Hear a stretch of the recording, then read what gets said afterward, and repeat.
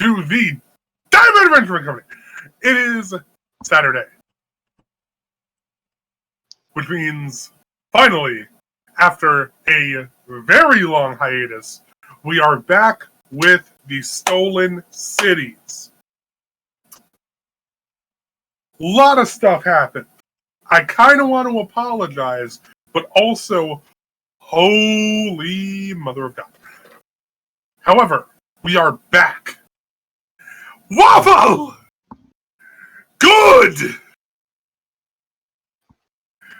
First person I see is Waffle. It's good to be back. Hi. I am joined, as always, by Vanillin, Ralacan,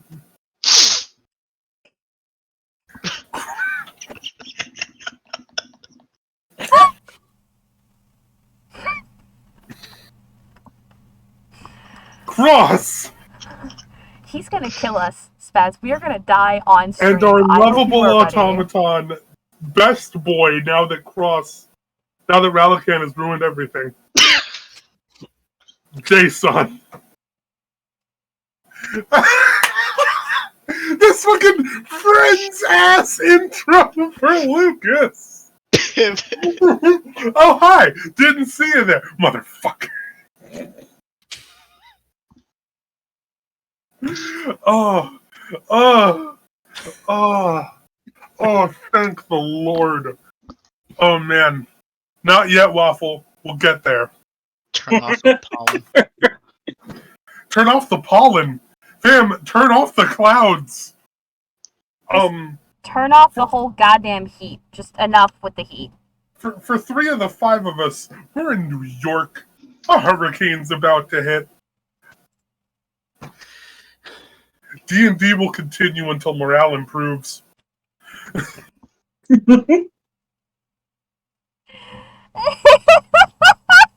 I'm not ready to do a 24-hour session. I'm not ready to do a 24-hour session, guys. I'm sorry. Nah, fuck you. I got water, I got seltzer, I got frosted mini wheats, I got sunflower seeds, I got sustenance. Sure. I don't have enough energy drinks to do a 24-hour stream without fucking preparation. I'm gonna be working while I'm streaming. That's I fine. don't know if that's a good idea. That's fine. You can stream from work. It'll be fine. I'm unemployed and I don't sleep.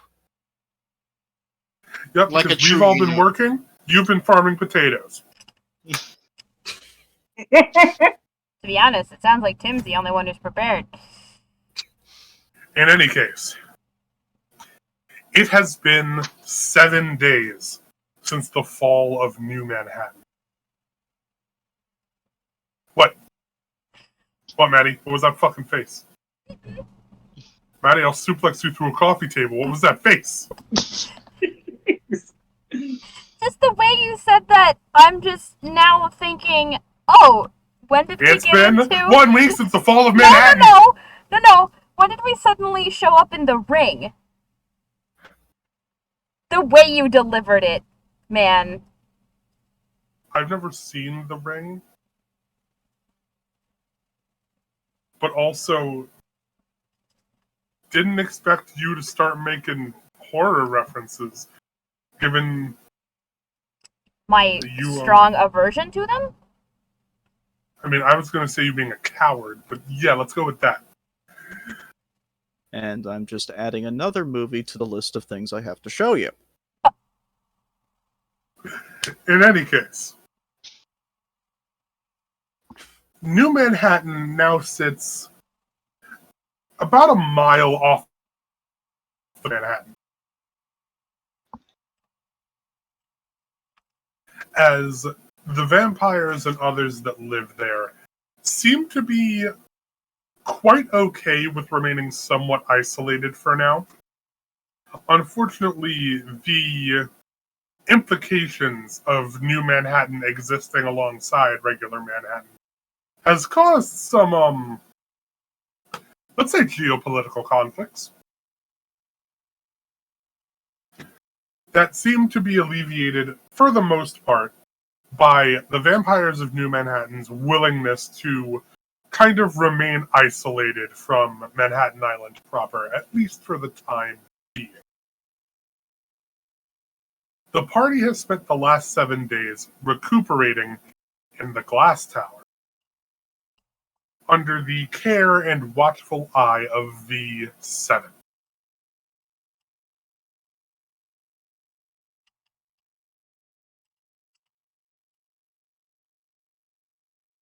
Tim, roll me a D100.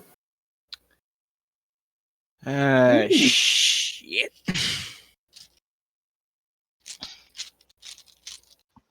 That's a good question. Did Waffle's crew member survive? Did Officer Waffle survive? Yes.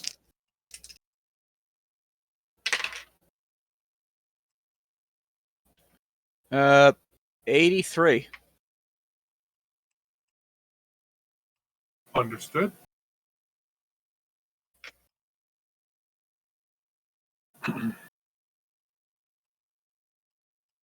Yo, complete form JSON looks fucking terrifying. I love it. He's a giant fucking cyborg Terminator, but with a plague doctor mask. It's great.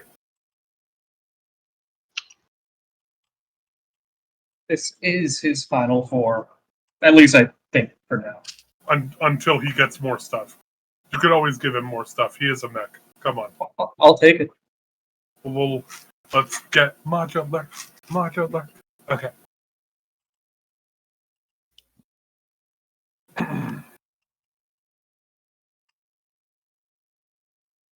The sun rises on the 7th day since the fall of New Manhattan.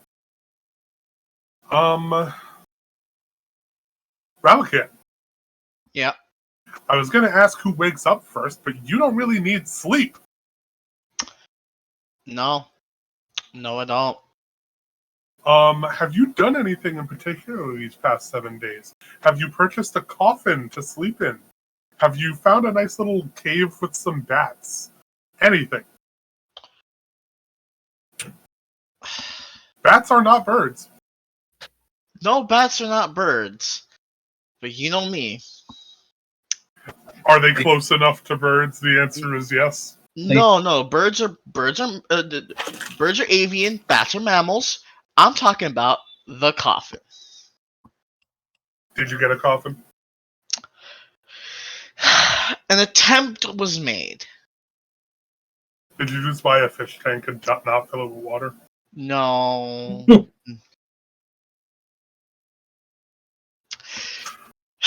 I tried to get a liquid cooled tank with breeding pool juice as the liquid cycling through.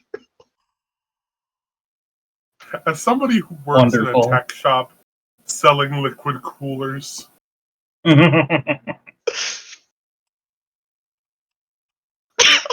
what in the 3756 fuck?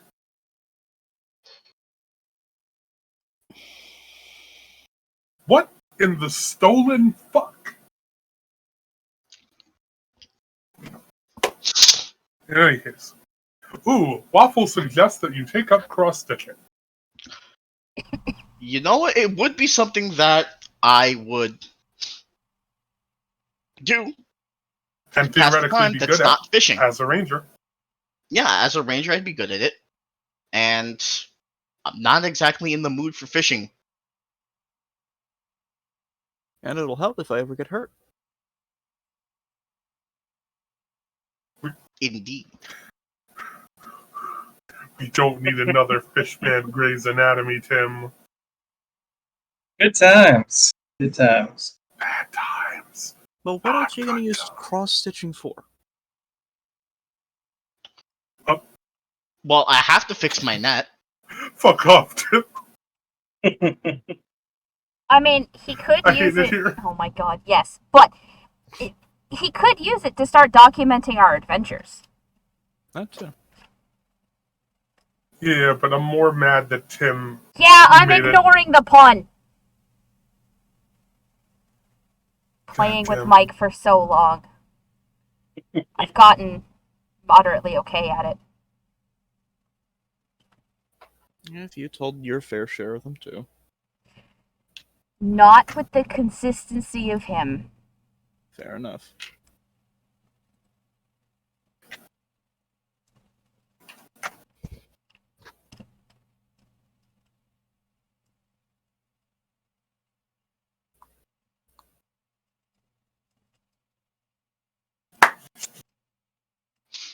Ah, yes. Little pictograms of their adventures. Love that, Otter. It's going to be great. In any case, Don't expect anything IRL. who you waking up first?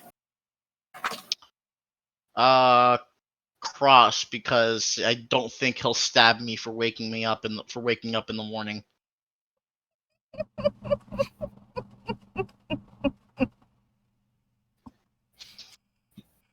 Cross.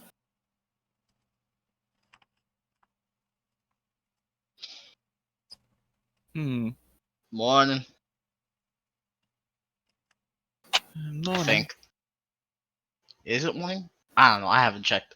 I haven't looked outside. It's fine. It's hard to tell with meditating. Meditating or sleeping? It's a mix of both.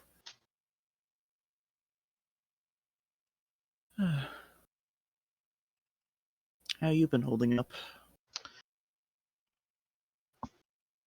I'm just still processing.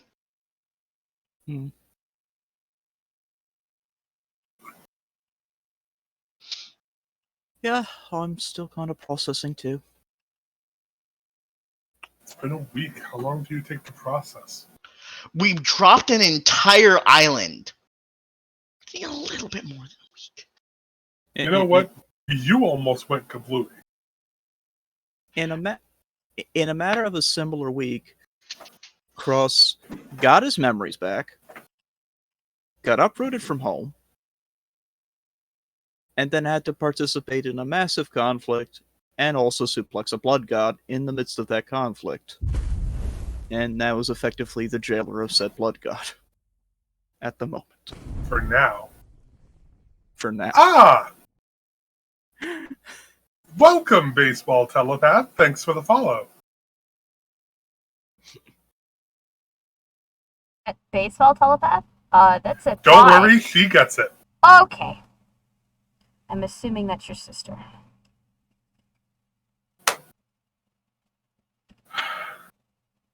We love it here. Okay. Indeed. Jason, you can hear the light discourse coming from Cross's room. It kind of doesn't really shock you. It kind of rouses you from your normally inert state when you're quote unquote sleeping. Well, Jason's done recharging. He steps out of the charge station / closet, and we'll head over to the rest of, the awakened party. Good morning, you two. How are you faring today?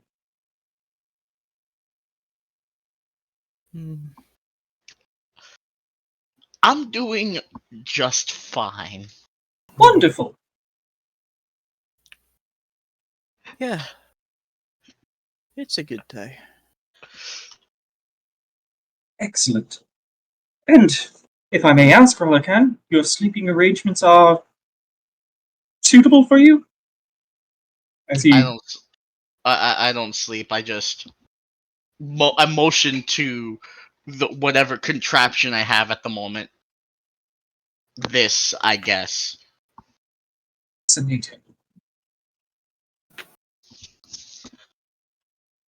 Oh, It kind of just looks like a oversized fish tank.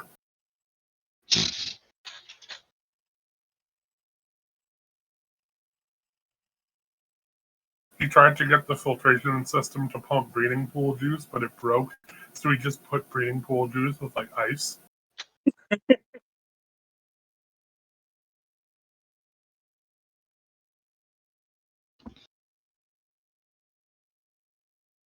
now, Alex, would you say that Jason probably would have been inert for this week.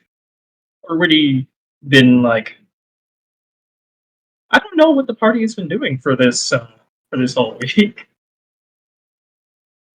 Which is why I was going to ask everybody what they've been doing for this whole week. It's a bit of a rest and relaxation week after you dropped an island and suplexed a blood god.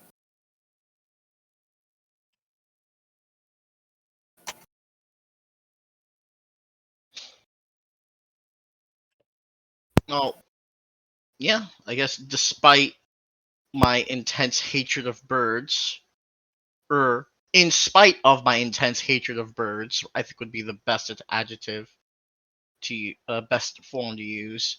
I've taken up cross stitching, fished a bit more, and continued my conquest of the avian species.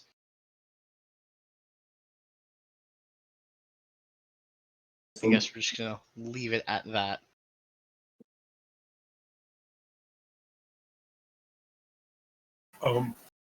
That makes me scared.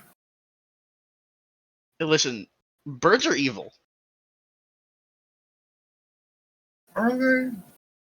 Have you seen a cassowary? You know what? Point taken. Yeah, those things will kill you 3 times over.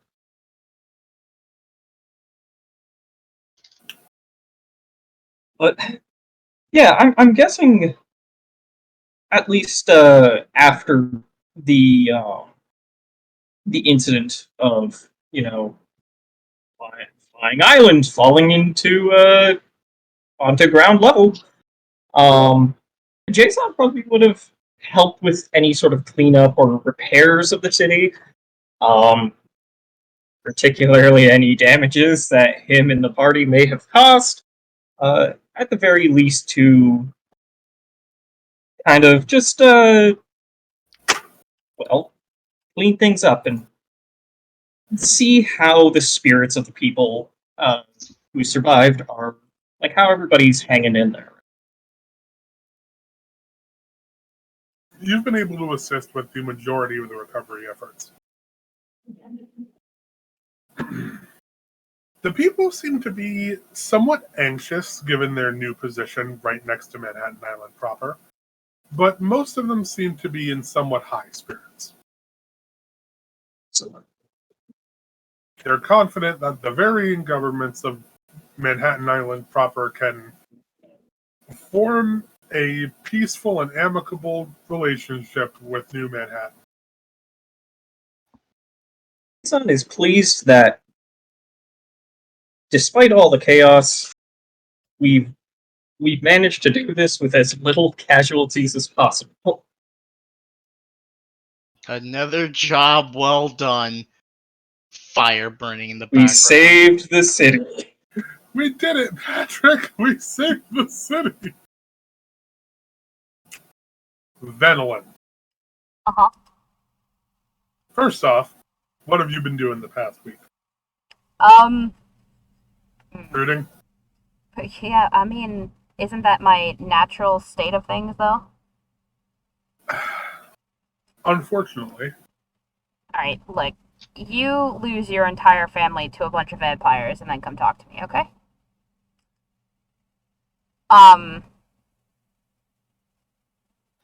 But yeah, I mean, yeah, I guess she is just brooding. Big oof. Yeah, but I mean, it shouldn't surprise anybody. It's but more that she's really concerned with the idea that there is other issues out there that are going to crop up and make things awful. So, and it's one of those she would just like to get on the road, but everybody needs to actually take care of themselves and rest, even if she firmly believes that she does not. Oh boy. Look, I didn't say her coping mechanisms were healthy, okay? I just said they were coping mechanisms. That's... Relatable.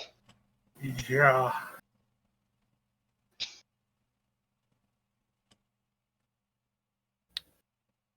Uh-huh. Hmm. It's got dark real quick. Cross, what have you been up to? Oh, probably a mix of trying to relax, meditate, and if Fenelon wants to give up some of her brooding time, possibly sparring. It's a good distraction, so she would never say no.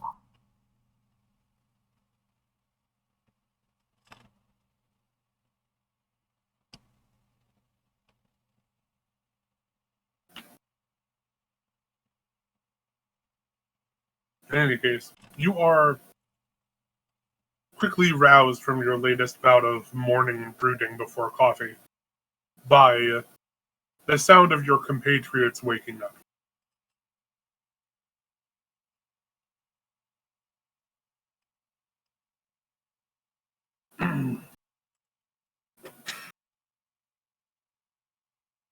I'll, Jason will never ceases to be the happy-go-lucky member of the party. true.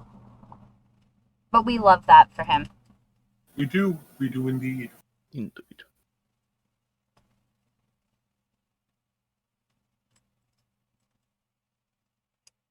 Hello, Fenelon. Good morning. Good How are morning. you on this fine morning?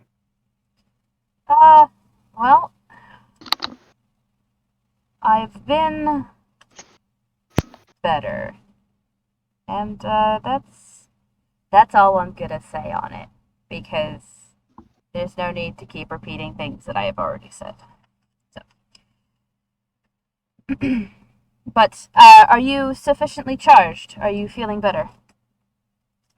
Yes, I'm doing as good as I could possibly be. In fact, I am ready to go wherever we need to go.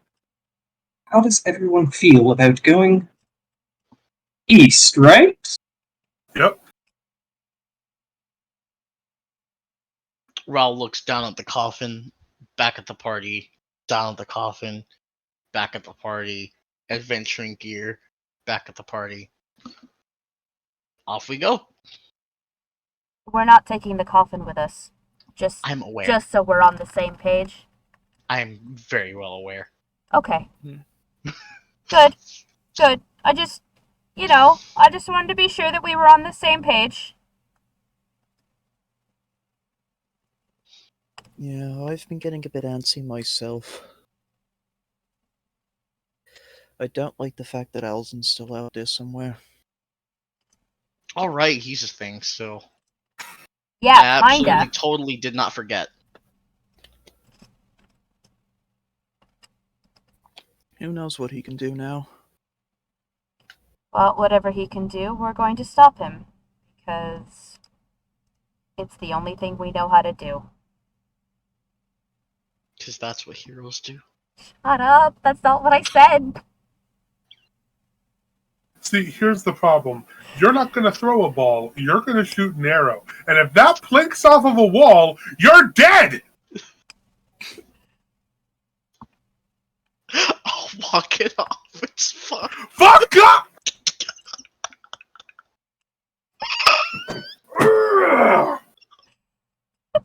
Not another one! I'm sorry, what do you mean another one? I mean, I don't need any more people saying if you get killed, walk it off! But I mean... Now shut the fuck up, let me roll my psychic damage. You know, people die when they are killed. I took 5 psychic damage, thanks, Spaz. Let me roll the 1d8 for Maddie. God damn, Maddie's was a 6. Outdid your 2d8, Spaz.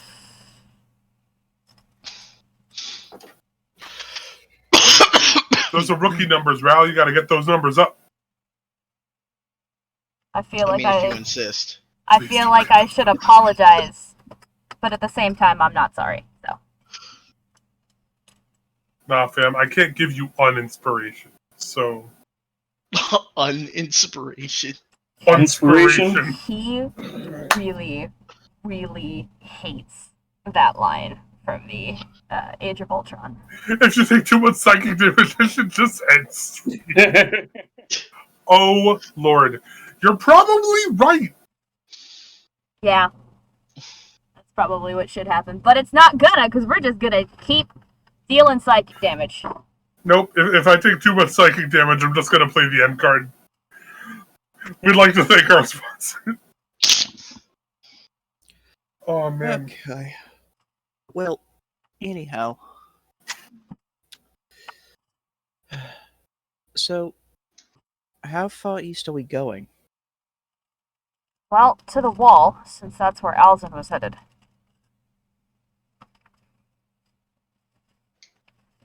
And remind me again how far east that is? DM? How far east DM. is that?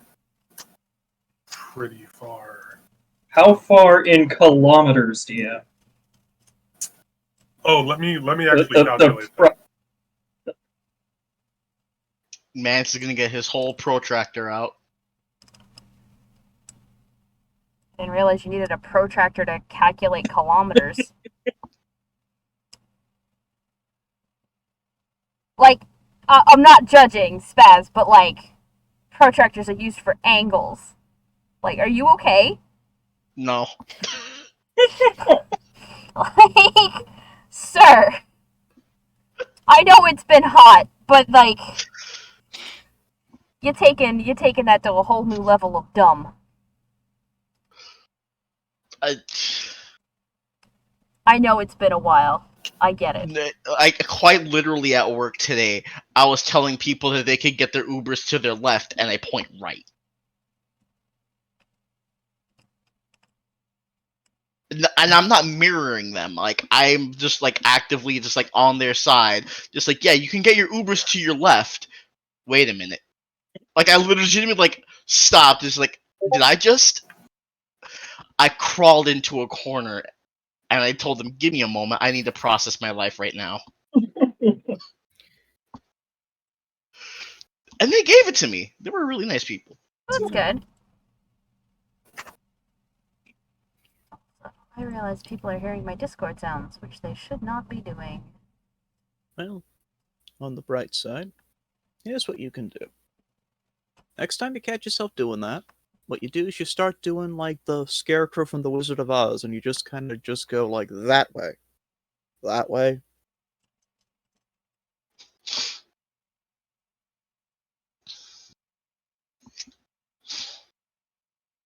It is just under 50 kilometers. Okay, so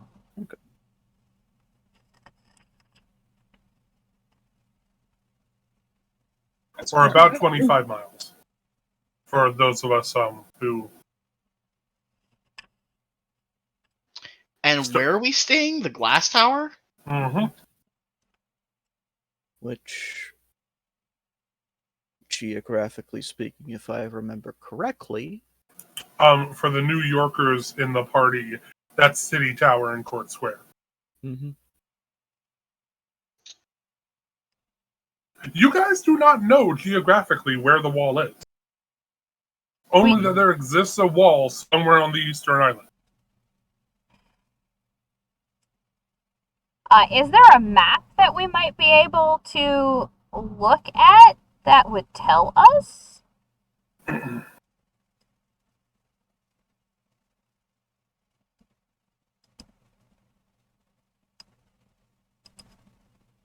Fortunately, V7 has some pre-fall maps that he can give you with a sort of like rough estimate of where the wall is,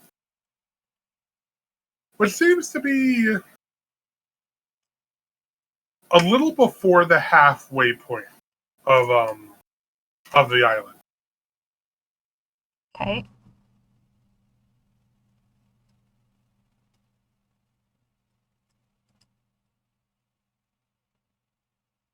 And how long is it going to take us to reach there?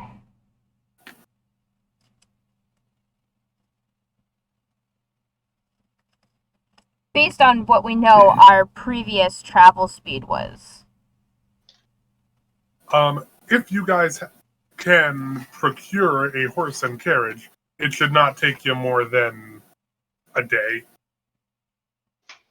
Okay. However, if you guys are going on foot, it's going to take you closer to like 2.5.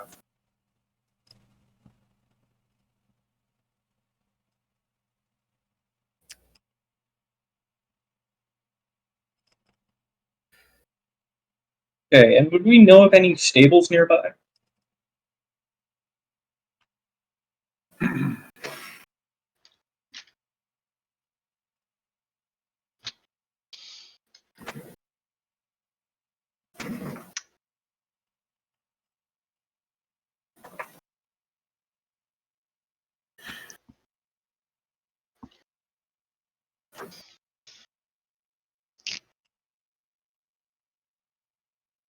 Well, would we know of any stables? Fortunately, there was a stable nearby when you guys first got in.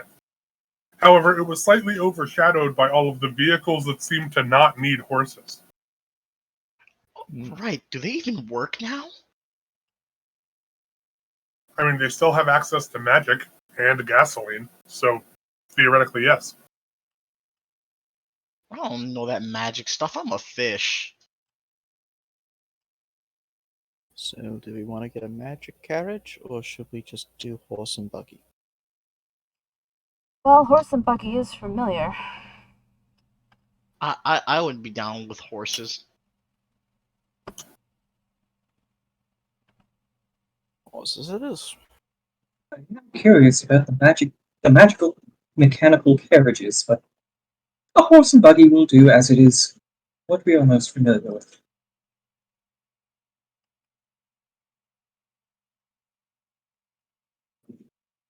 Alright, I guess we're getting a horse and buggy.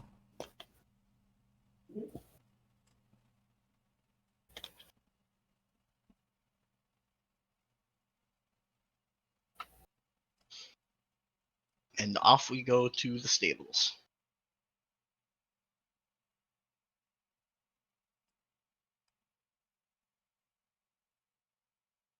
Something. We're off to see the wizard, the wonderful Wizard of Oz. To Norway.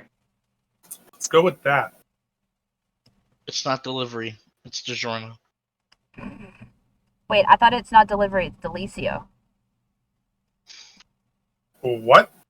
I don't know. Am I? Lucas, am I think that's a Canadian thing. Okay. Stealing the branding of DiGiorno. Okay. You know what? That wouldn't surprise me.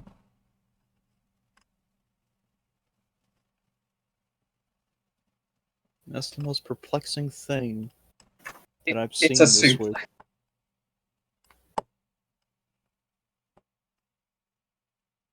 Okay.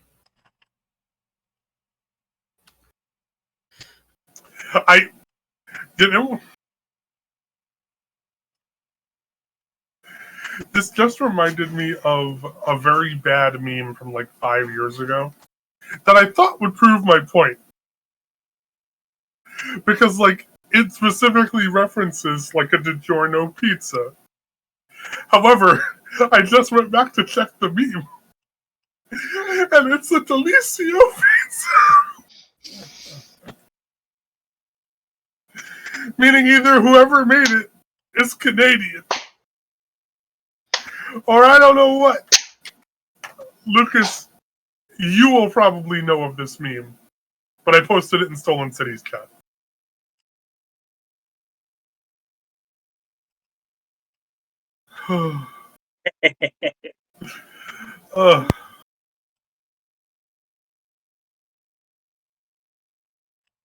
Pepperoni. In any case, it just.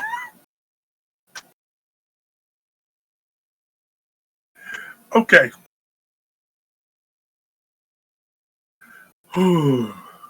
In any case, You guys head down to the stable in the parking lot of the Glass Tower, where you find one of the sort of like stable hands. Ah, you guys. It's been a while. Headed out How long? finally? Yes. Oof.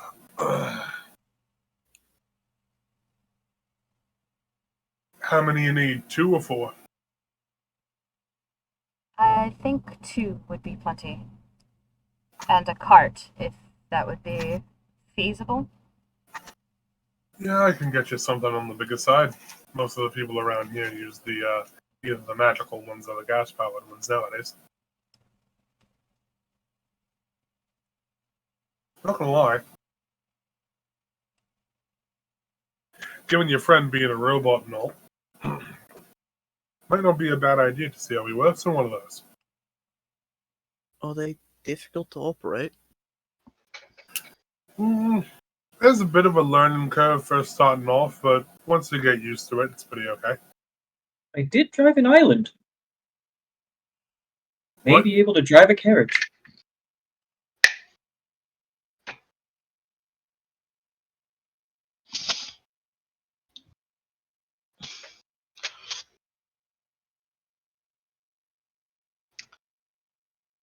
I haven't figured out if cars in my world operate under the Getter Robo principle, where like if you can pilot one, you can pilot whatever. But Roll sure. convince the DM. I'm well. I'm feeling a little adventurous. Why not? What do you I guys call think? shotgun. Does this carriage contain a shotgun? Pretty sure Apollo did that already.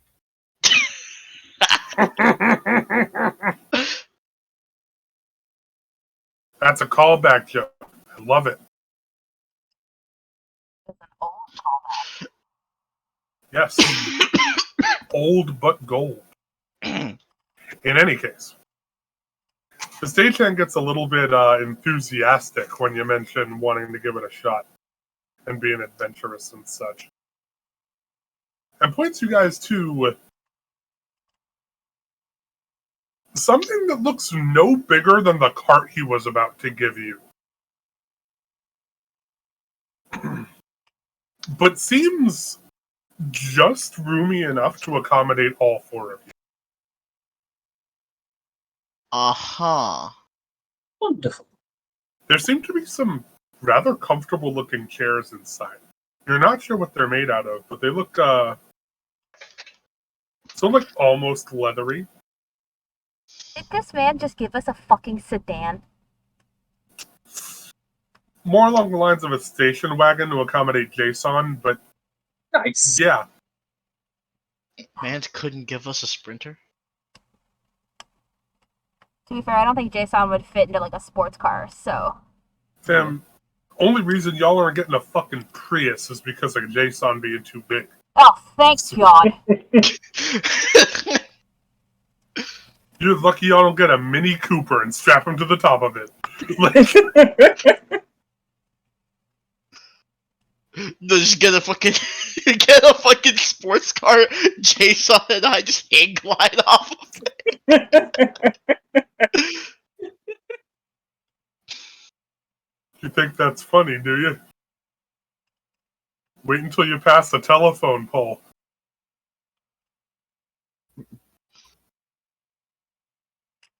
We'll get there when we get there. We'll fix it in post. Oh, Waffle says to give y'all a Beetle with a roof rack. Wait a minute, Waffle. Let's talk about this. I mean, Beetles down. are I'm surprisingly into it. roomy. I also don't see a problem with this. Mm-hmm. Beetle it is. Ral, roll me a wisdom save. Wisdom save, you said? Mm-hmm. 19.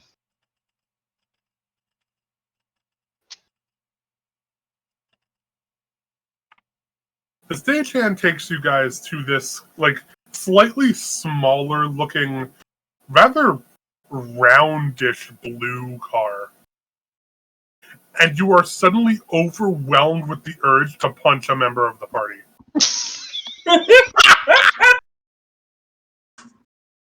Choose carefully. I resist. Nope, Fuck! that's what the wisdom save was for. Wait, that's a 19. Did I not? Nobody resists the punch buggy. Alright, you punch the child, you punch the machine, or you punch the one that wants to kill you. Is it bad that when you said punch the child, my immediate instinct was to yell punch the child? Come on, Spaz. Who's it gonna be? Huh? He punches himself out just to not make the choice.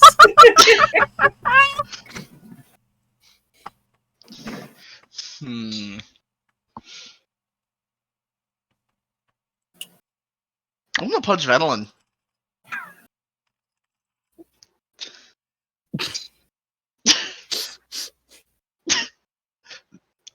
Yeah, to be fair, There was a bat on her he'd shoulder. probably explode.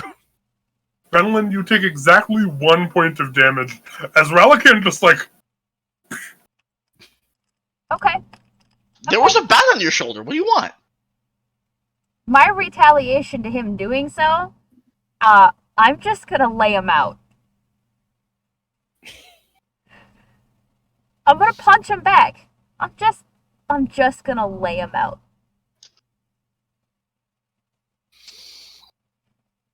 I don't know what I did to deserve this. Y'all played punchies, I guess. No, to be fair, she has never encountered this vehicle before, and you just punched her, seemingly unprovocated. You both only take 1 point of damage, but Ral, you get knocked on your ass. Now, both of you have a 0 to strength, so both of you are just mildly inconvenienced by this. Jason draws his great sword of wielding of wounding. In a party conflict, shall I resolve this? Don't be. You're fine.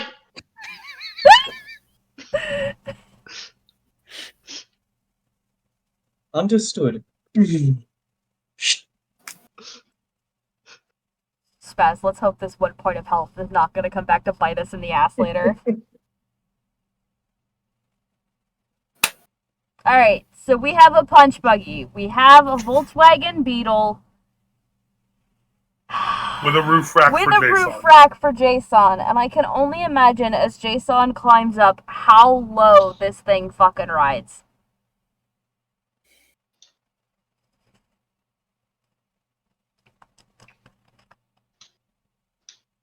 We might be better off with an SUV. Thankfully, I'm looking at these things. the rest of you are light enough that this thing's actually got a pretty decent suspension system. I'm looking at them online, and a lot of them that come with roof racks are like from the fucking 60s. Oh yeah, they Yeah. old. Like the old, like the bus models. Yup. Bus ones, yeah. Yeah. Bacon, egg, and cheese replaced with bacon, egg, and cigarettes. I heard the bus model's actually making a comeback now. I'm gonna turn on. Oh well. Sorry if you guys hear that. It's like 90 degrees in here. No, We don't man, hear it. take care of yourself, please. It's hot, okay? In Topeka. It does not help that I'm sitting in a leather chair. Yo, Sam! Bruh. Whoever thought that leather was a great material to make chairs out of? Die. Deserves to be taken out back and shot. Nah, you just need just send him to Brazil in the middle of summer and have him sit at the top, at the beach, in a leather chair.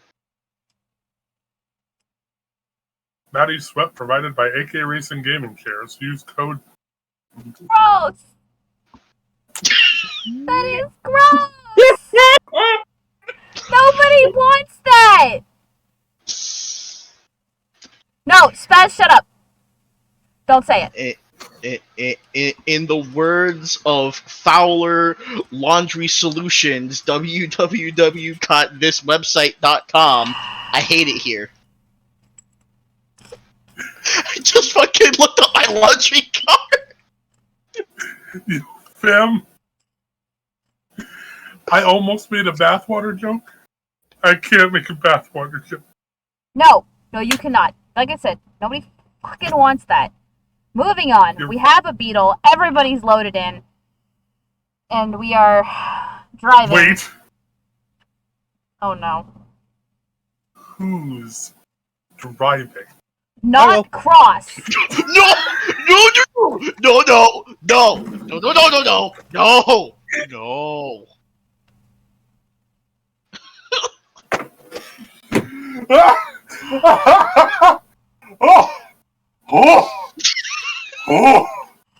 I love that. I love that Tim's just like, I will, and everybody's immediate reaction is, no! And the worst part was, I heard him first. I heard him before I heard either of you. I'm just like, well, no. Yeah, Drew draws. No. Okay. It is probably Venolin.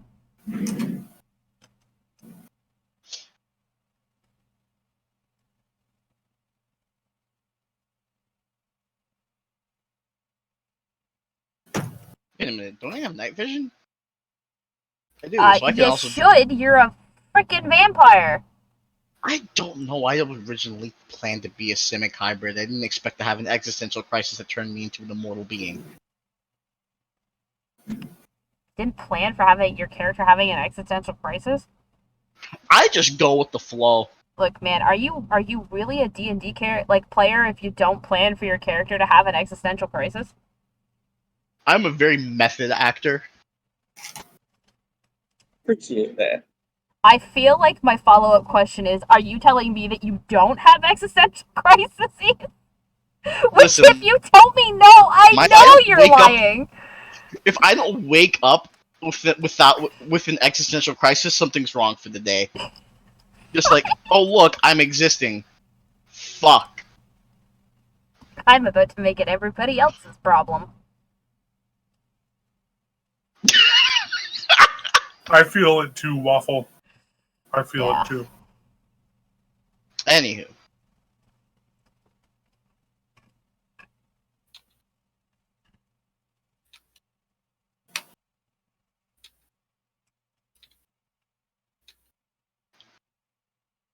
We're in our right beetle.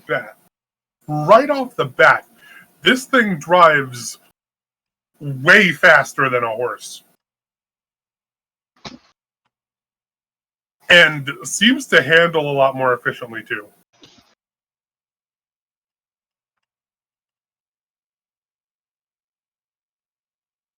Now, am I tied up on the roof of the car, or am I just clamping on? I would assume that you are clamping. Do you need me to make a save? You don't have to. Because, like, your hands in boombox modes are kind of clamps. Excellent.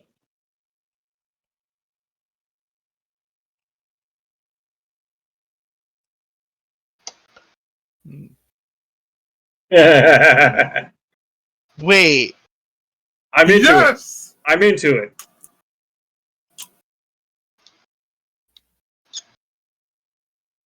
Yes. Technically, that does mean that if needed, we can fastball specialties. But it had to be crossed that and throw him, though. No, the car just skids to a stop. And the momentum. Oh. Look, man, yeet the barbarian. Yeah, you know what? That's fair, I guess. Question mark. It's a valid strategy? It is a valid course of action in a combat scenario to throw the barbarian at the problem. Works for me. Not like we haven't done that on Sunday nights.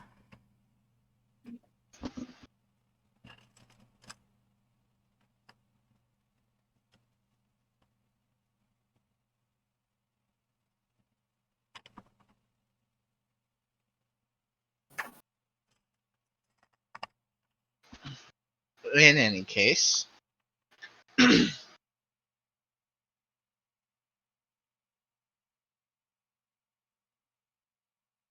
You guys are wrong. Yeah, your shotgun, right? yep. Great. You've got the map. Oh no. I have regrets. Well, it's not like I'm gonna be any help there. Nope.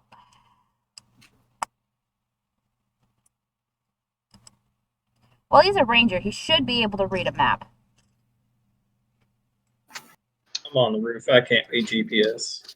Bold of you to assume that I can read. If you can't, I will kick you out of the vehicle.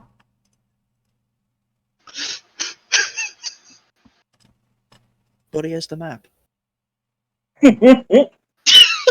You act like that's going to stop me.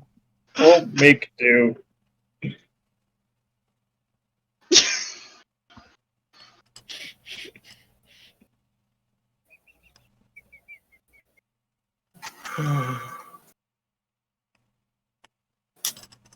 How the fuck is this party functional?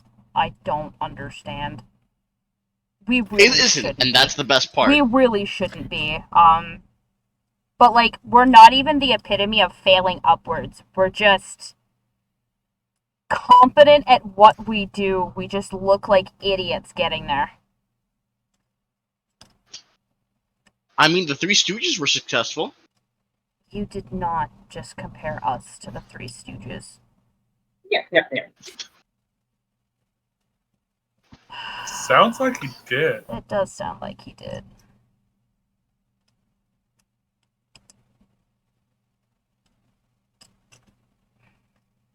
In any case, Ral, I need a survival check. Sure. First time I've actually rolled survival, and they rolled a 10. Total 10.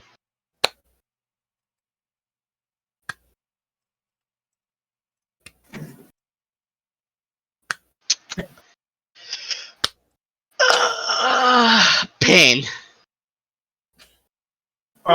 Pain. Literally pain. You ever had the GPS on and go, I'm pretty sure it's a left, and the GPS says turn right? I knew we should have taken that left turn in Albuquerque. You're in New York! Did I stutter? I was about to say that makes it worse. You need to take a left in Albuquerque. Motherfucker, we're not even anywhere close to Albuquerque. Fucking, are you on meth? He Albuquerque? Did we somehow get lost in Jamaica? No, Albuquerque. Also, no, they're still in Brooklyn. So, Fair.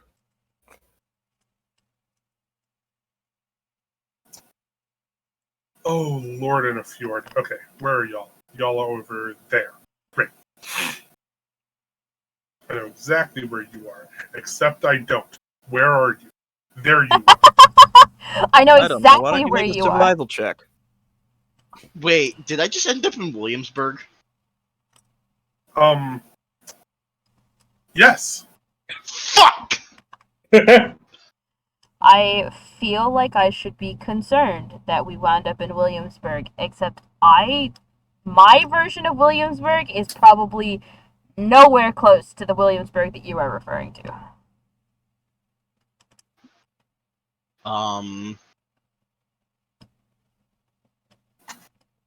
Expensive for the taste of being expensive. Not that great to live in overall. Oh. Yeah, It's gentrified the past 5 years. It's weird. It's a novelty place.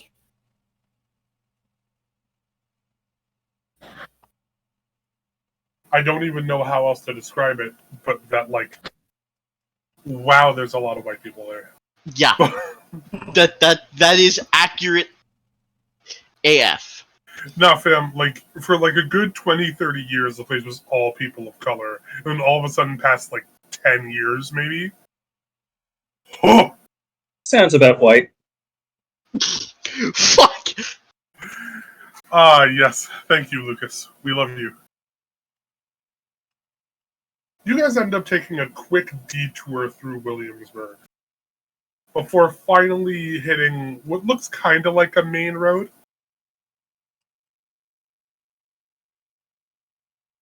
You find yourselves heading through this twisting and turning road, heading through what looks like a long series of cemeteries, the land for which just seems to fade in and out of one another as you pass through streets and municipalities. It's a quite winding road that you feel like would be quite difficult to navigate on horseback, given the sort of like twisting and turning nature of it. But the beetle seems to handle it very well.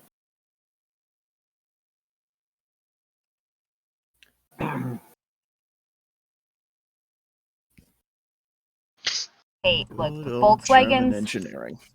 Volkswagens are great cars.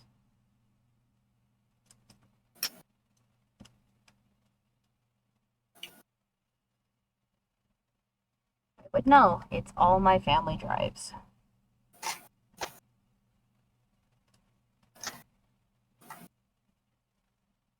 Finally, you are faced with a choice. The road seems to extend further. However, there are a multitude of branching roads headed in like 3 different directions.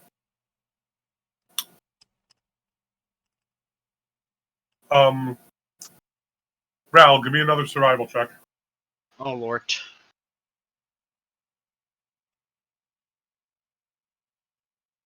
$18. You're pretty sure the right way, and so you lead Vedelin to continue eastward.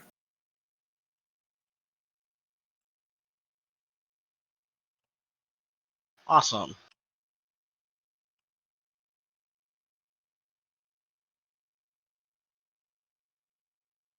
Oh man, look at this. Look at this. It's like a wholesome family road trip with our luggage tied to the roof of the car. Mm-hmm.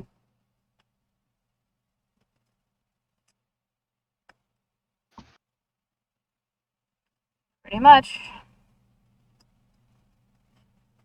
I haven't tried to kill anybody because nobody's given me the incorrect directions yet.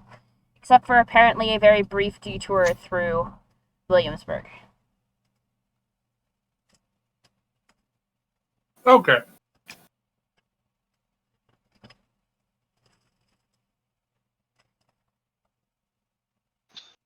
You guys are faced with another choice.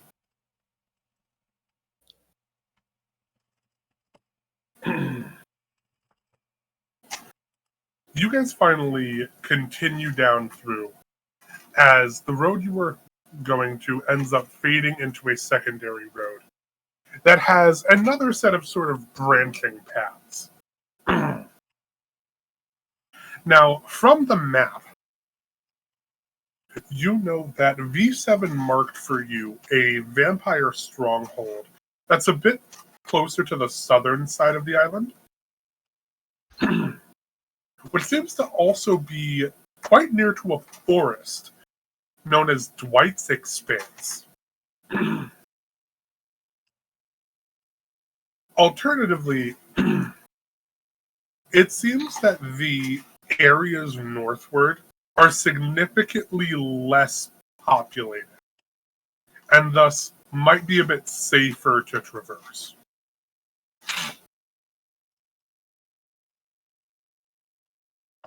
So you have a potential safe house further south, but in a much more densely populated area, so more of a chance of encountering unsavory folk.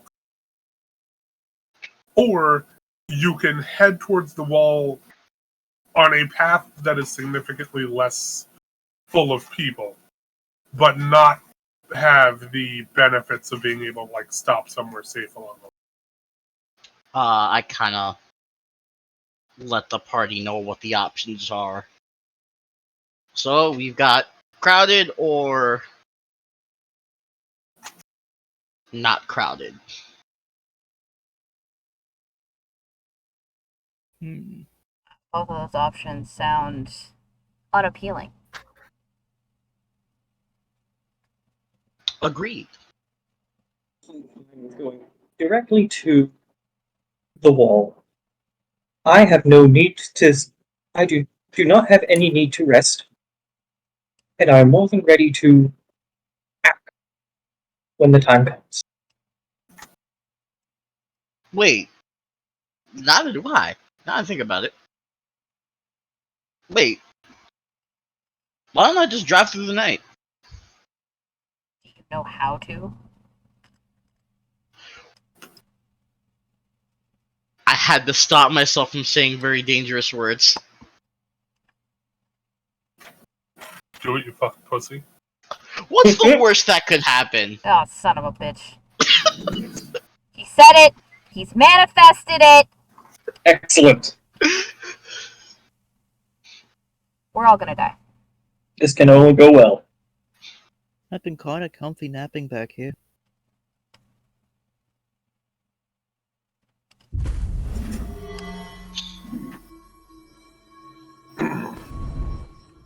Rallycat gets a player boon. What?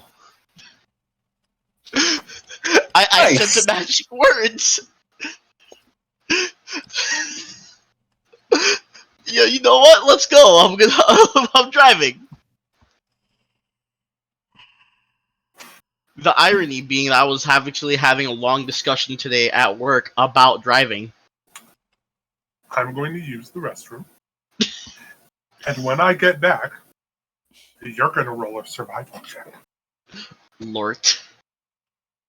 Ooh, would you be rolling the survival Son of check a- or would I? Because technically we have to switch spots. If you're going to drive, I have to become shotgun, which means I'm now the navigator.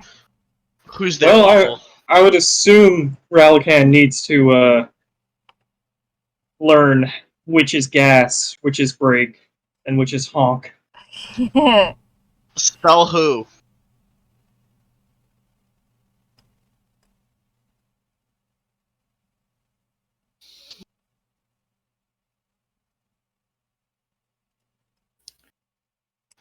God damn you! I hate you. I don't, but Oh god my damn it! god, you walked into that one like a fucking Nice. chump. I did, and I hate myself for it.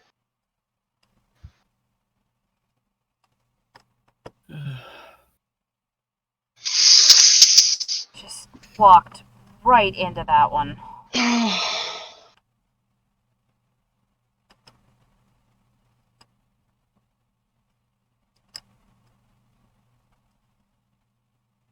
Oh well.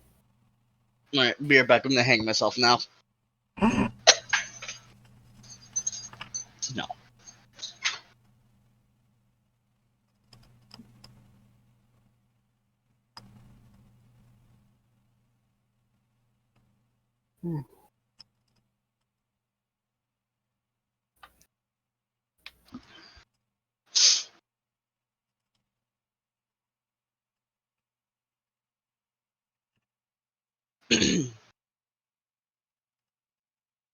So, I made brownies. Were they delicious? Yes. I would like to say that they were, but You're right, Waffle. I do have something new here.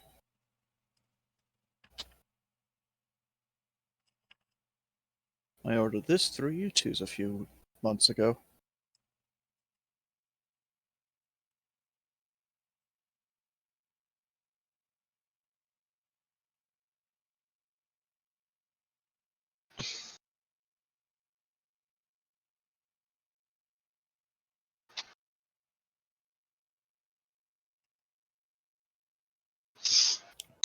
potatoes.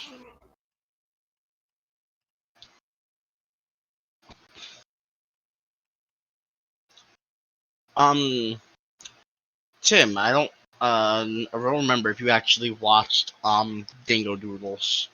Mm-hmm. Are you also gonna get Fool's Gold? I'm tempted. I know I am. Mhm.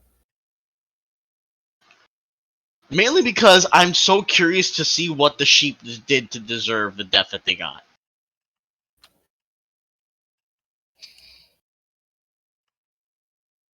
Like that's eating at my psyche sometimes.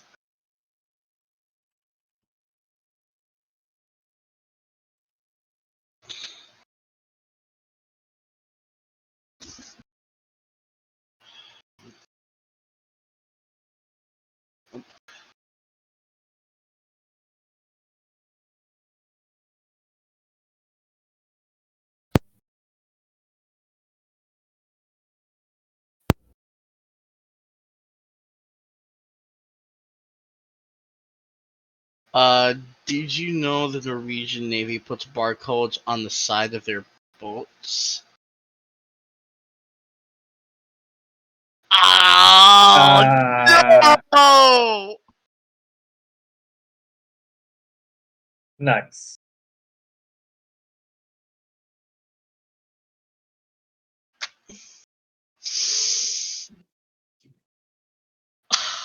Hold on.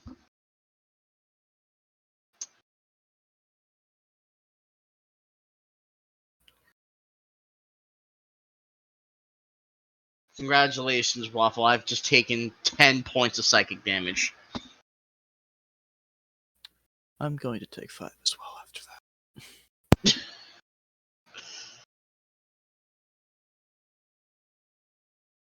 Guess if everyone's leaving Ralakan,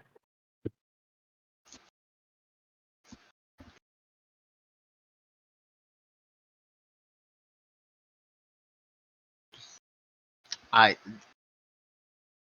there is no amount of there's nothing in this planet, in this timeline, in this universe could have ever prepared me for that.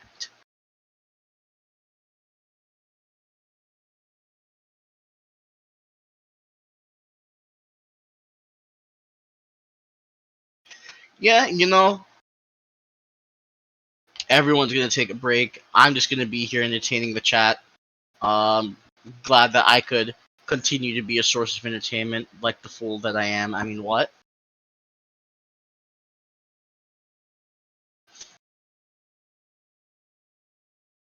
I actually need to check something up on YouTube real quick, cause yeah, y'all notice like there's a trend of just like people claiming to be auditors and just walking around places recording. Yeah, I had one of those come to my job, and I'm not really sure how to feel about it.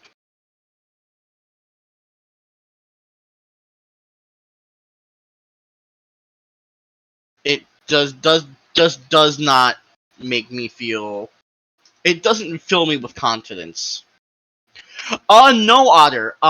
So for context, everybody, I was streaming Monster Hunter Stories, and I was doing a blind challenge run where it's like if I got a game over, stream series ended.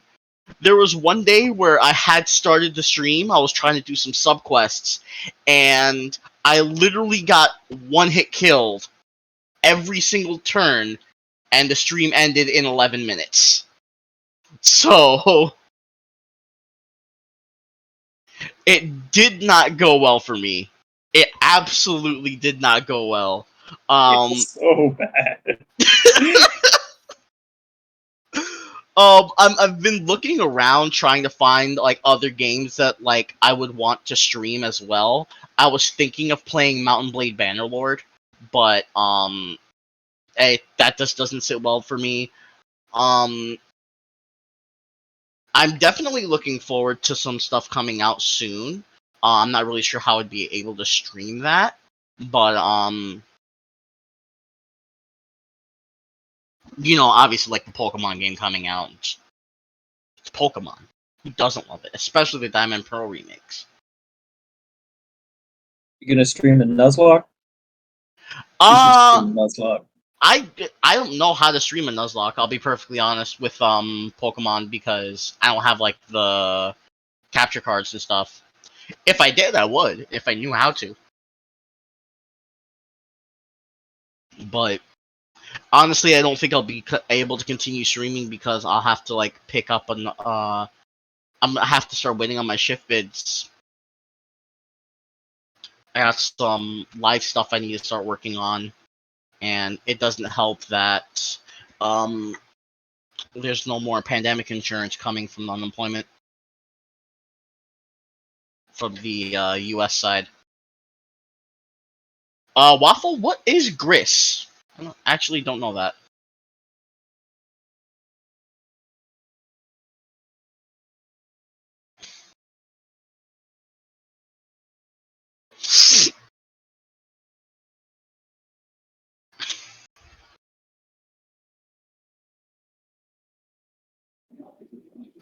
Ooh, it's a purdy game.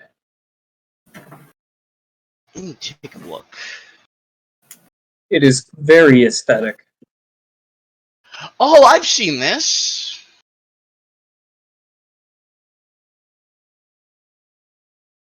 Oh, and it's since I actually just looked it up. It's a Spanish dev team, so it's actually not Gris. It's pronounced Gris. It is.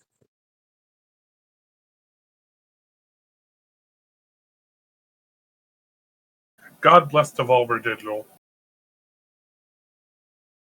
What'd they do? Published Greece.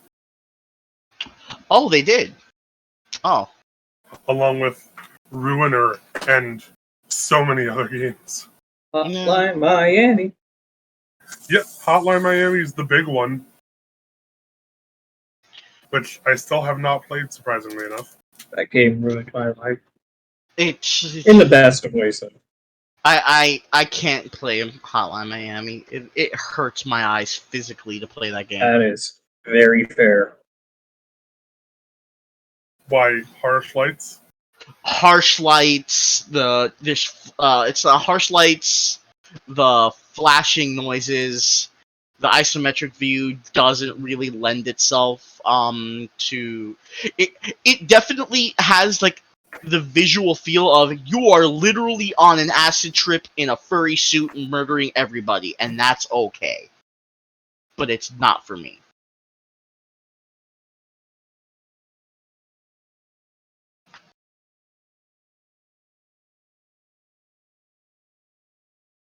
I think the closest I would ever get to playing Hotline Miami is just picking up Jacket and Payday.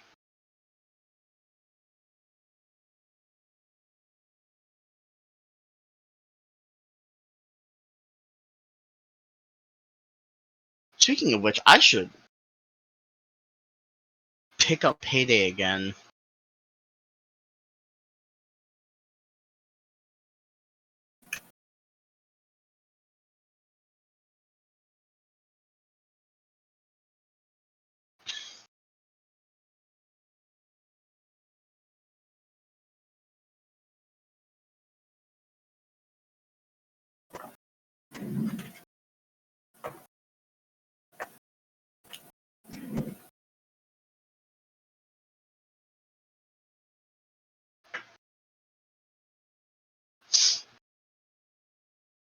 But yeah, most of my life has now been Monster Hunter Stories 2 and just anxiously waiting for the new season of Destiny to drop.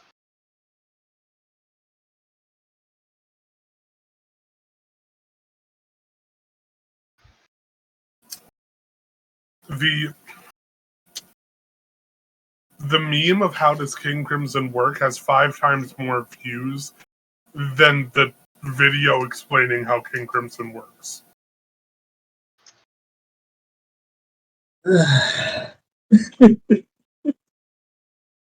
JoJo.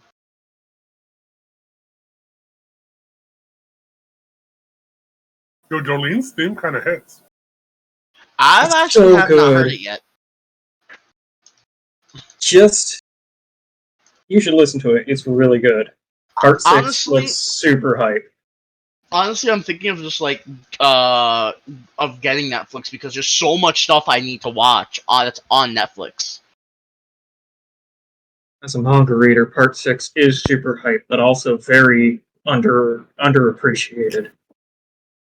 Like, I'm still blown away that not only are we getting a Part 6 animated, we're getting Part 9 manga. Yes! Part 8 just finished, like, 2 days ago. It made me cry a little bit, but I have not Part even, 9 already! Holy shit! I have not even finished Wait, we're getting part 9 like immediately? Ooh. yeah. In a couple, like, Rocky's just taking a little break, and he's going right to it. Also, Everyone- it looks like everybody's receiving a point of luck from Waffle. Woo! You know what? Considering I'm gonna need that to deal with driving a vehicle for the first time. You know what? I will take that to the bank. Alright, you wanted me to roll a survival check, right? Alex? Oh, I also get luck. Wonderful. Thank you, Waffle. Why are you like this? That boon. I will give you advantage on this survival check. Just to Yay. fulfill that boon so I don't have to think about it. 25. Nice.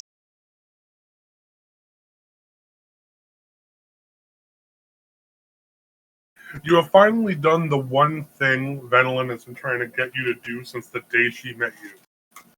And it's pay fucking attention. I resent that remark. Do you? Slightly. Okay, but where's the lie?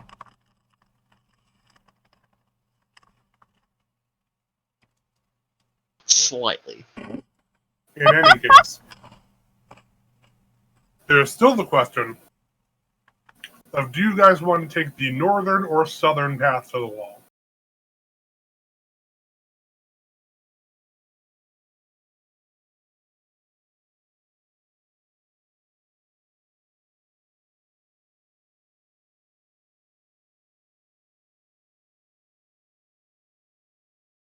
We should go with the one that has the least amount of people.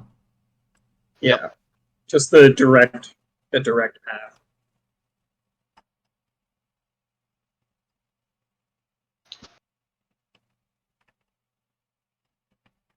Because people mean vampires, and vampires mean Trouble. not everyone will want to be our friend, and some of us would want to have us over for dinner. Some of them might want to have us for dinner. I want to be your friend, though. We're nice. We have Ral.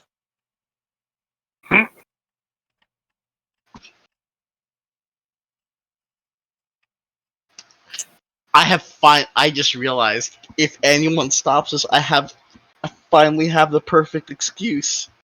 Madeleine's gonna kill me if she hears it, but I have the perfect God, excuse. you're gonna call us blood bags. No! Are you going to make a That's- driving Miss Daisy joke? Not that cliche.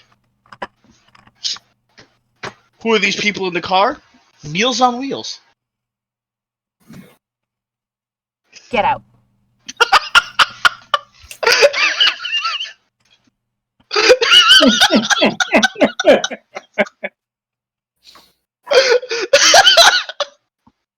Maddie just pulls the lever and pulls the ejecto-cedo, cuz.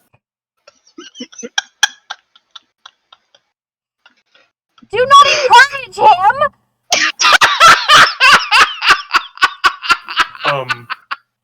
You guys can look to Stolen Cities chat for a picture of Maddie.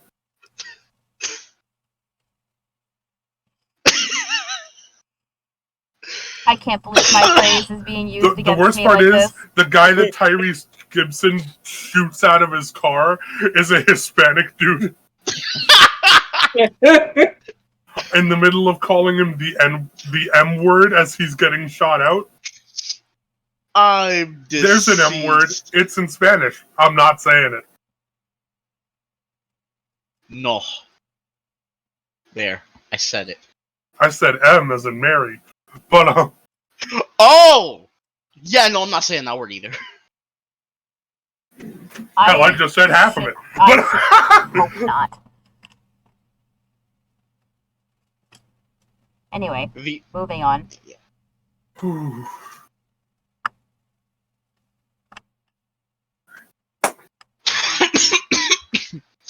Mayo, yes. You decide to take the north path.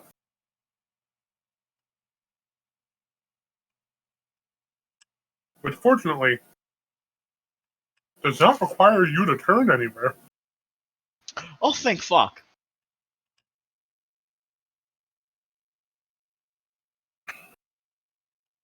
And in the middle of the night, you find yourself traveling through this massive expanse of hulking buildings. They're not anywhere near as tall as the high-rises of New Manhattan, but they are significantly larger in terms of overall area. These buildings look like the size of entire villages back home.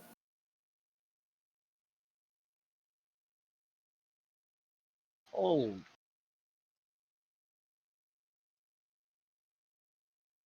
The actual fuck is all of this? However, they don't look any different from, like, how you would look at a warehouse.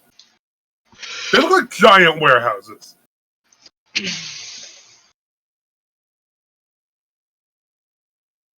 Are they actually giant warehouses? They look like it, but they're all kind of like on streets separate from the road that you're on. Like you kind of have to like get off of the road that you're on to get to them. You do have a map.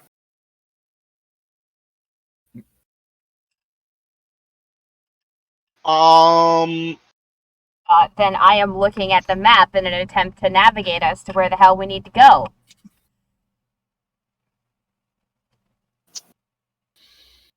Do you guys want to check out the warehouses, or do you want to press forward? I mean, should we be concerned about the warehouses? Is this...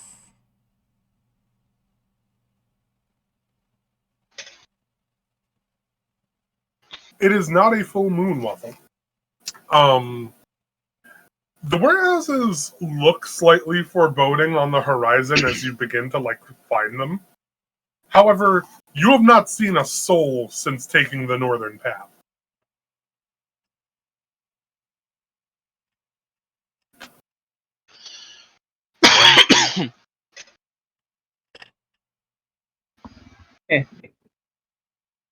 That was a good one, Waffle.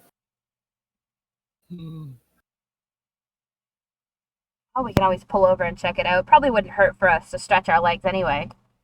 Bugs are not particularly known for being roomy. Yeah.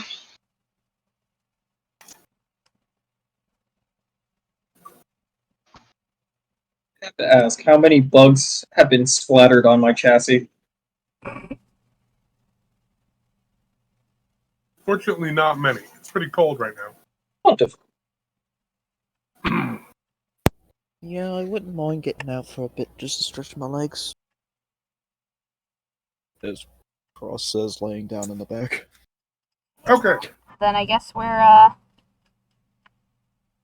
There seem to be two main warehouses, one to the south and one to the north. Which are you taking?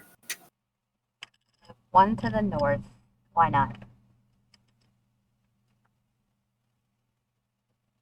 Unless, of course, somebody else in the party has another suggestion.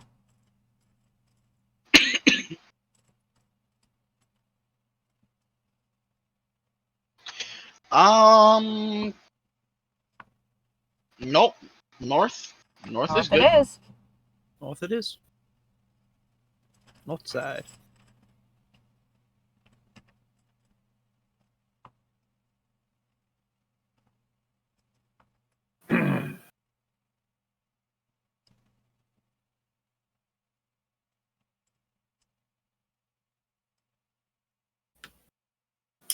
You guys head towards the north warehouse. The roads in this area, as you get off the main road, are significantly more curated, like you saw in the city. However, there are significantly few gasoline-powered vehicles like yours than there are horse-drawn carriages out here. There are humans out here, surprisingly enough.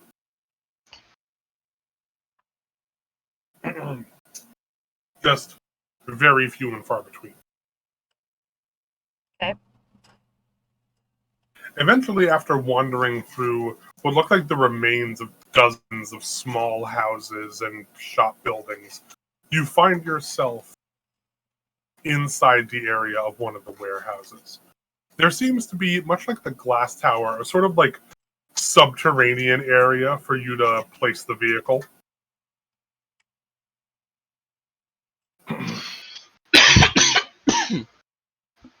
Excuse me.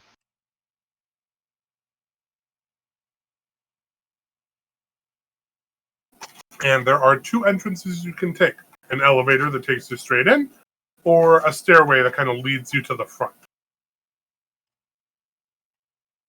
Do we want to take the stairs or the elevator? I guess that's the main question here.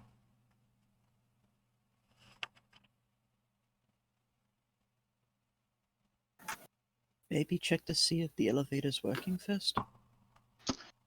That's a good idea. Sure. Jason will go in and start pressing the elevator button once everybody gets on it. You press the button and it immediately lights up. And it takes a while to get down. You can hear a lot of like rusty creaking and screeching.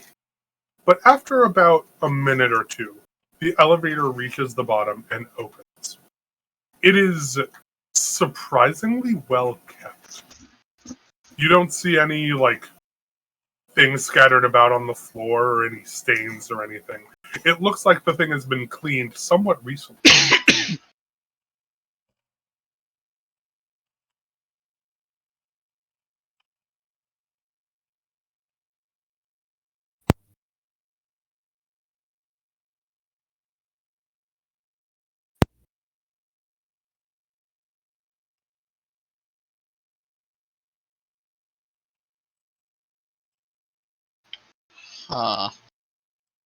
Something wrong? I don't know what is. I don't know what to expect, I'll be honest.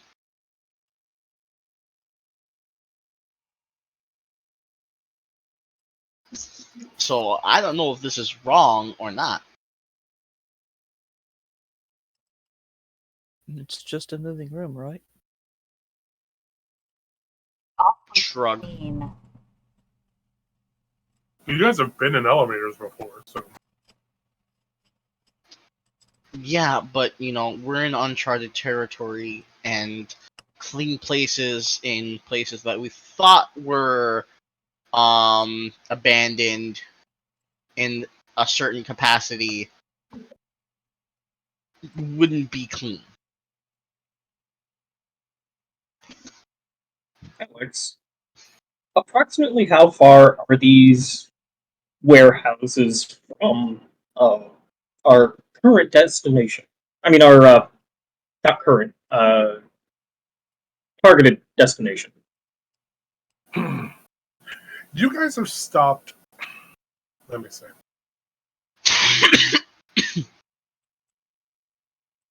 You guys are not far now. You're pretty sure that if you continue driving at your current pace, you'd probably get there around sunrise. Because it's like around midnight right now.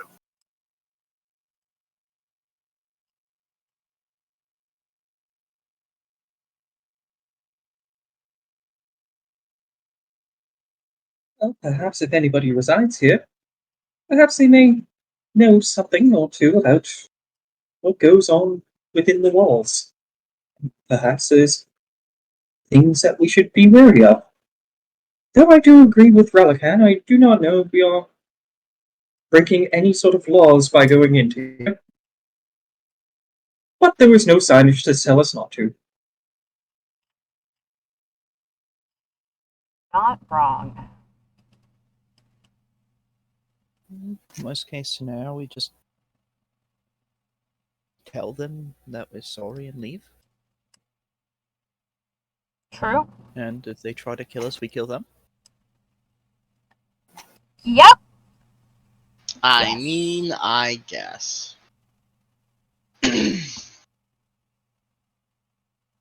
Okay. Pressing the buttons.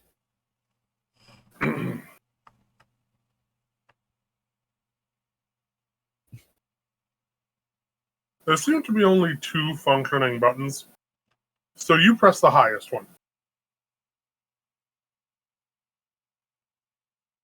And it takes about 2 minutes with your combined weight.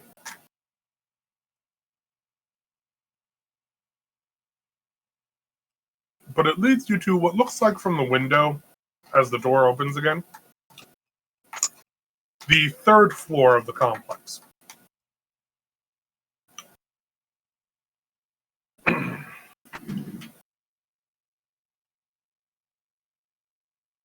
Inside, you can see dozens of decently sized rooms sort of lined up next to each other with sort of glass walls showing them off, which you would almost assume are cages of some kind, until you notice that each of them seem to have very easily openable doors.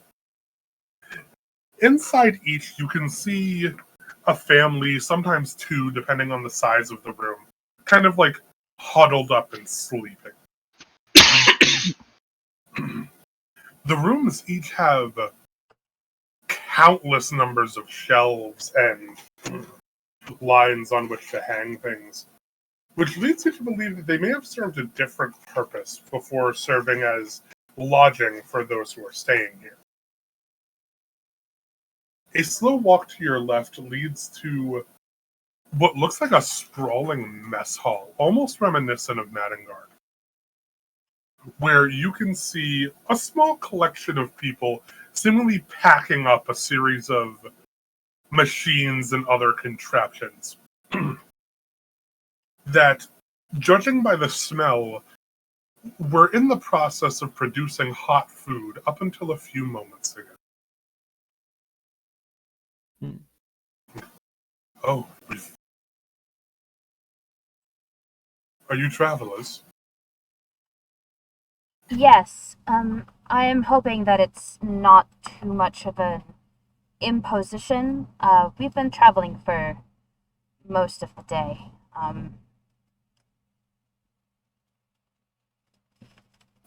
By all means, sit. We were just packing up for the night, but we've got a bit extra food left over. Oh, you're too kind. Thank you.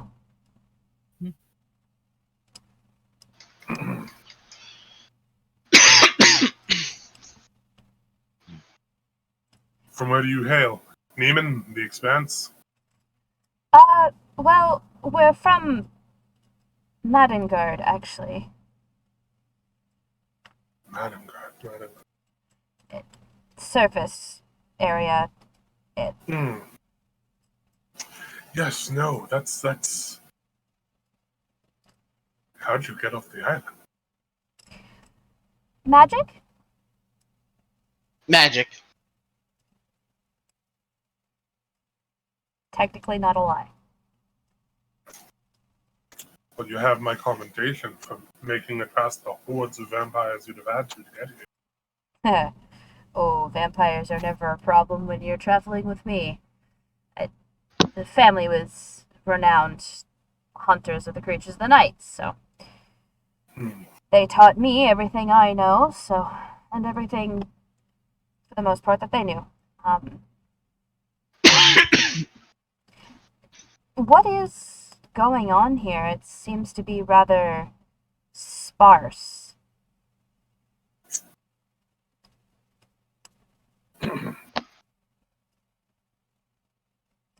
This is Fortune. We use this and some of the other sprawling buildings you see around here as shelters from the hordes when night falls.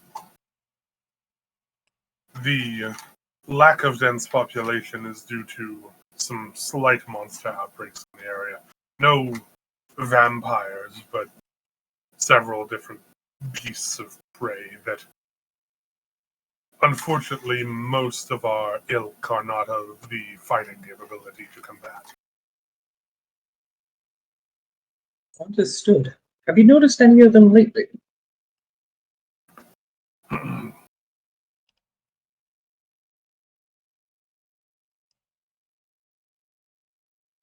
Well, we have people on the roof holding watch. I suspect if we had any danger posing to the shelter, they might have raised the alarm. But fleeing east has increased slightly in the past couple of weeks. There was some strange coastal activity up north as well. Really? What sort of coastal activity? I ask, pretty sure I know what it is. Nothing. About a week ago, we had some relatively large waves for about a day or so. No! Really? Was anybody hurt in the impending, or the onslaught of waves, as it were? Some children were scared, a few minor scrapes, but nobody hurt, nobody killed, nobody disappeared, thank goodness. That's good news. So where are you headed? We're headed for the wall.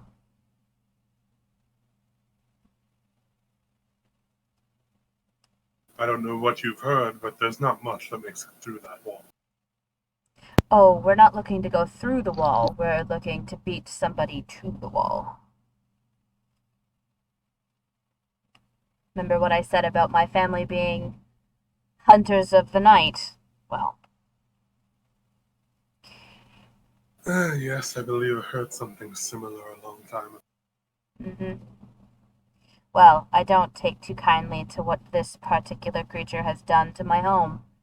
So, I have every intention of showing him the error of his ways.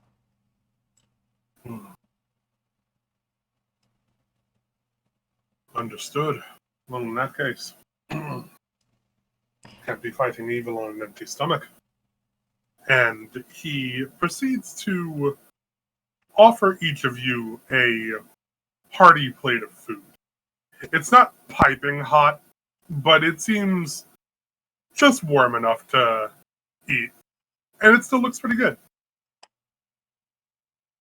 It looks like your choices are, looks like some chicken stew, a light bit of like pasta, sort of like ramen-y looking, and then the usual soup and salad. Okay.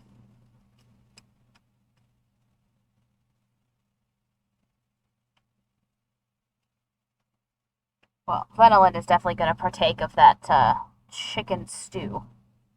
Hmm.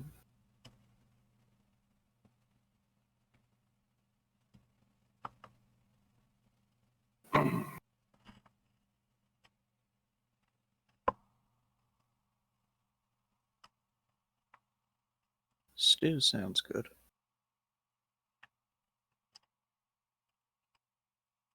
Well, you gonna eat anything? the chicken. Wonderful. Big fans of the student night.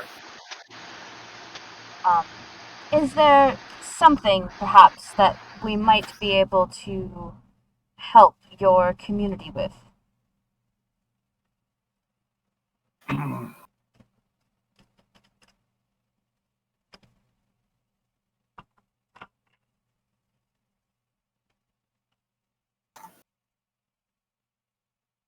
It's not a requirement, man. You don't necessarily have to.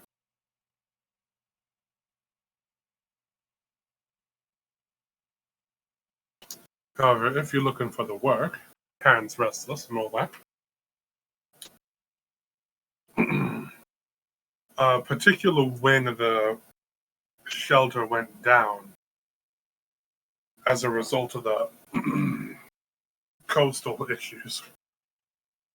Electricity's been down for a bit, and we haven't really had the suitable manpower to head to the sub-basement to see if they can fix it. Would be more than happy to assist. We can We at do least take a look. Excuse me? We can at least take a look. We do sometimes get monsters down there, but nothing too crazy or difficult to handle most of the time.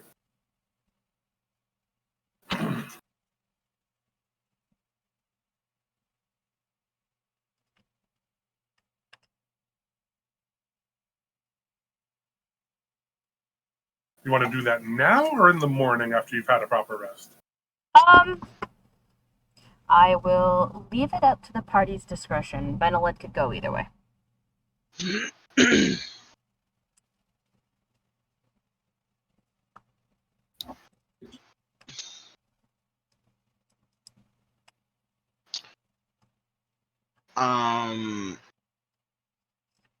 I've been resting in the car all day, so Someone should be down for doing it right away. All right. Understood. I guess we're gonna finish eating and then go take care of this. Excellent.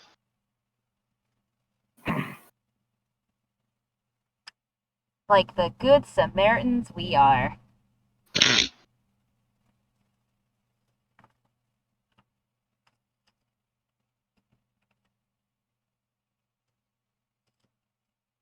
Val just says, I ain't a Samaritan, I'm from Battery Port. I didn't say that. I I know. just scoffed.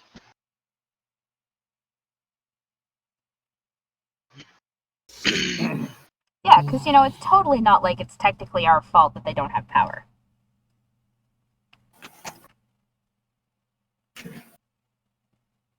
It's not the whole place, just that particular wing.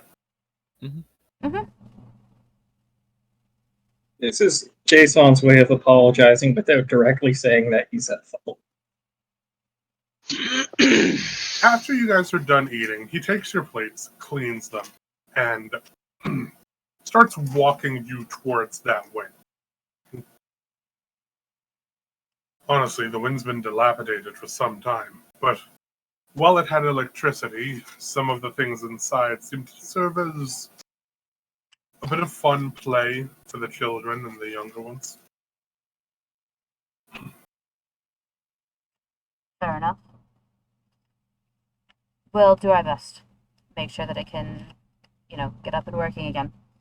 mm-hmm.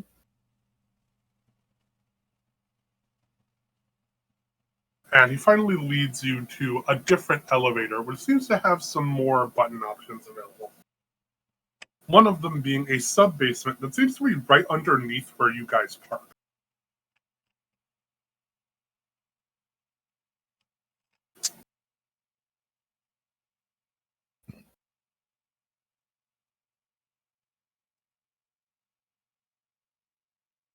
Okay.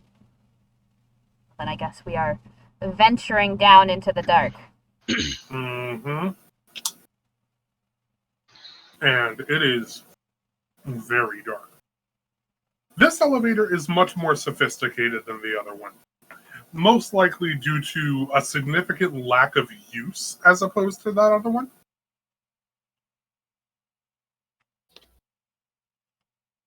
However, it opens outward into a pitch black expanse.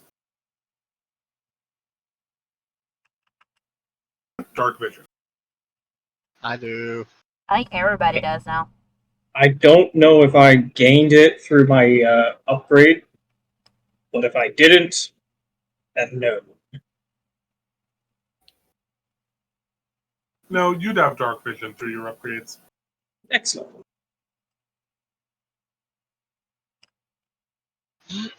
Cross definitely doesn't have dark vision. He doesn't even have regular vision. But Ba-doom, doom, doom.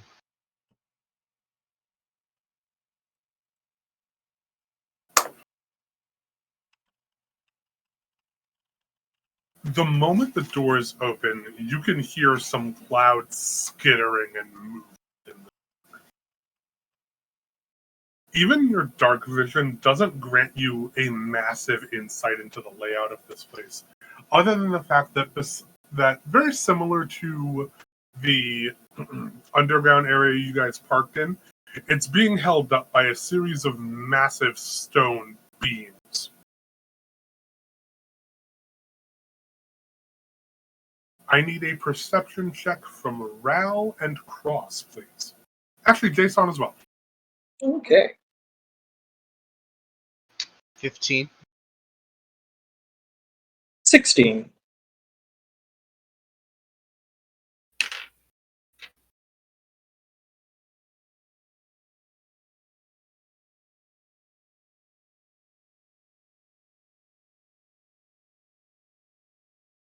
$21.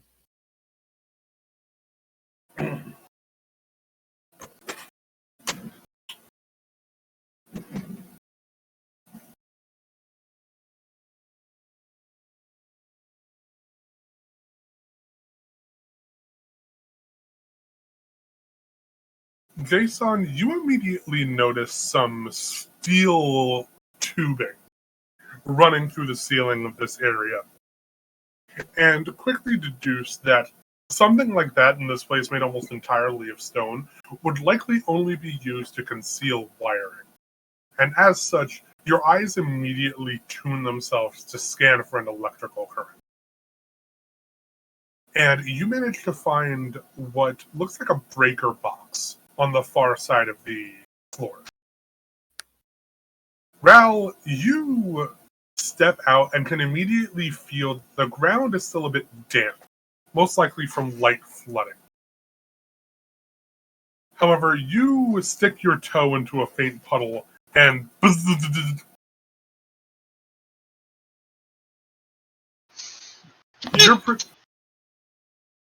you're pretty sure there's an exposed wire somewhere on this floor as well. Try to stay clear from the water.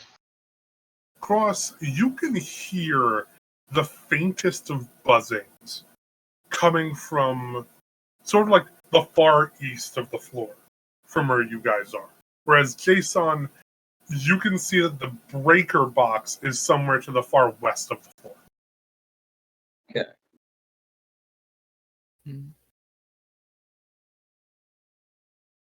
There's something on that side of the room over there.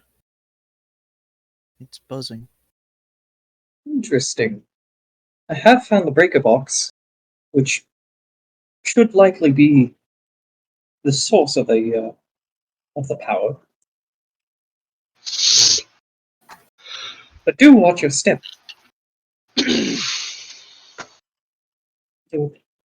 want to make sure that you do not get shocked yet again, Ralakan. Shocked?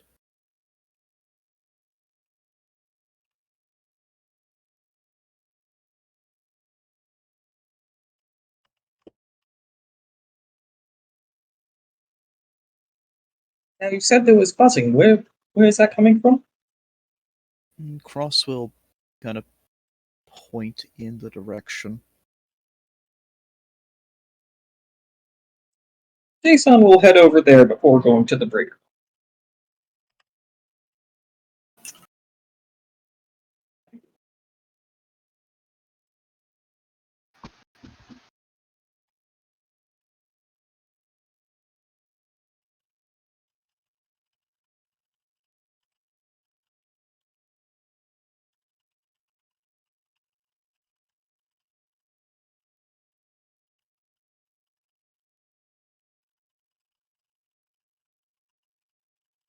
Sorry, which way are you guys headed first?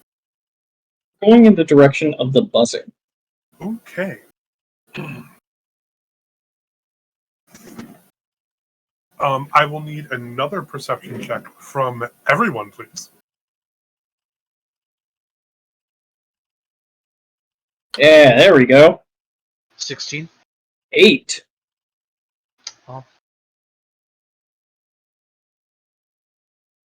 Perception check? Yes, please. 17. 18. Okay, so we got an 8, a 16, a 17, and 18. Beautiful.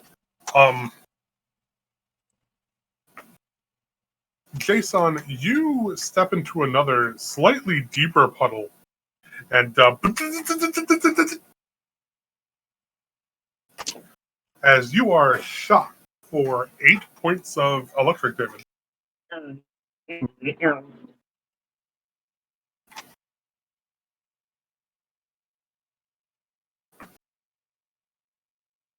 Modem sounds. Just dial-up modem sounds coming from JSON.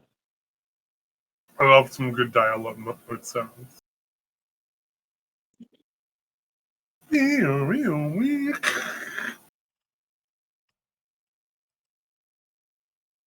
That's the part. That's like the drop. It's the best part. In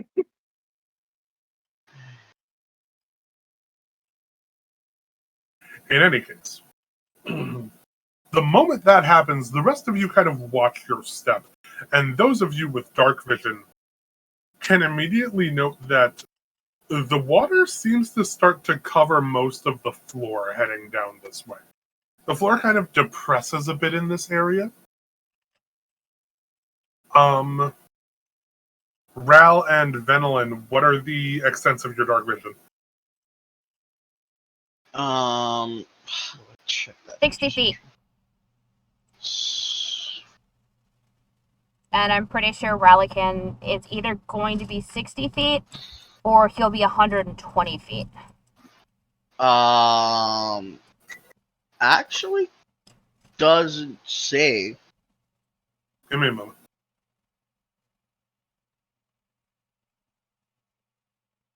Superior dark vision, 120. I don't see that. Go to racial traits.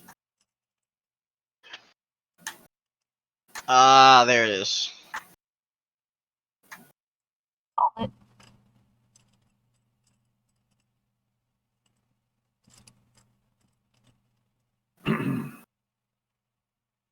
Mr. Fancy Pants and his superior dark vision. Thinks he's so good because he can see in the dark.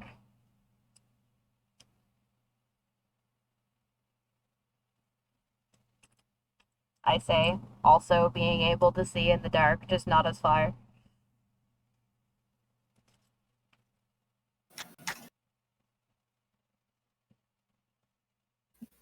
I don't know. I think it's just like the title of that. It's like, it's like slapping the word supreme on something.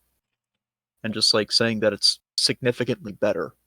Although, to be fair, superior dark vision is better than regular dark vision, so... Yeah. Okay. Then you can see that the water seems to spread all the way to the far end of the floor. However, Ral, on top of that, you can not only see the exposed wire from here, but you can also see the tubing that it seems to lead up into. And it seems to have been severed by what looked like a series of very jagged slashes, as though from something with very sharp claws. Or teeth. You're pretty sure from the slash pattern that it was claws. Yeah, we got a problem.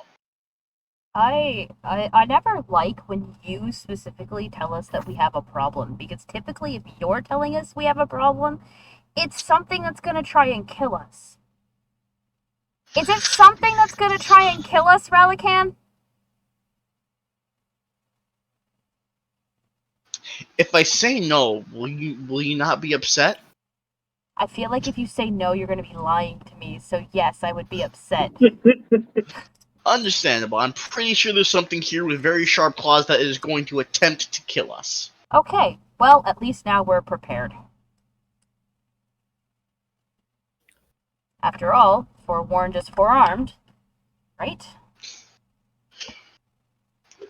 Flashback to us to waffle typing. Then the warehouses should be safe. Insert monotone voice. The warehouses were in fact not safe. Oh my god, are we suddenly in like a true crime drama? Is that what's happening? Because I didn't sign up for true crime.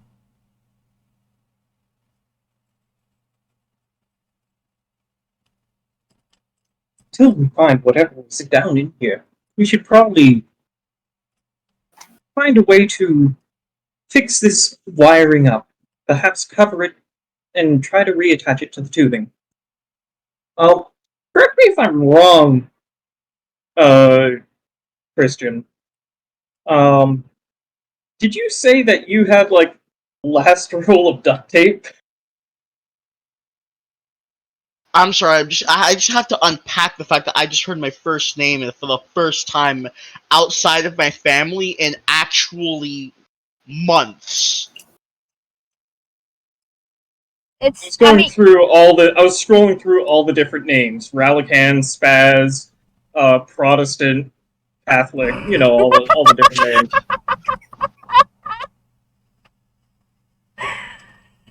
Oh, Yes, but I do actually own one of the last rolls of duct tape found on the island of Madengard. if I'm not mistaken, you have literally the last roll of duct tape.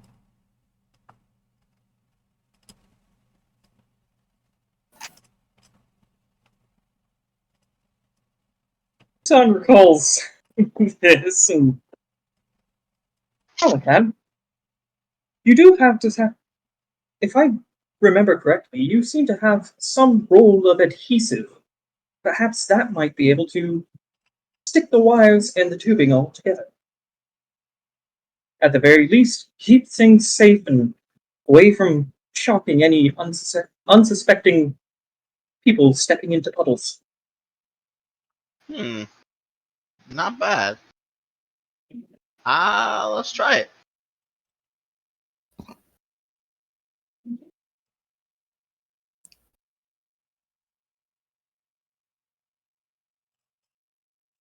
So what are you gonna do? We're gonna try to duct tape the wires off the water.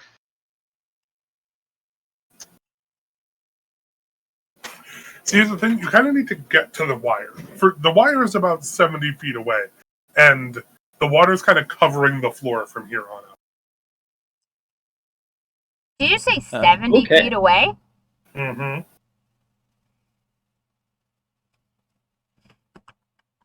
Alex, I'm just gonna disengage my shadow. Sorry, let me rephrase. No, that's still correct. I am disengaging my shadow. I'm going to look at Ralakan. Please hand me the roll of adhesive tape. Give. Ralakan would like to send a trade request to Venel. The trade request is accepted. She offers nothing in return. Except for the promise that she'll give it back when she's done. You gave Venelin duct tape ×1. Venelin has left chat.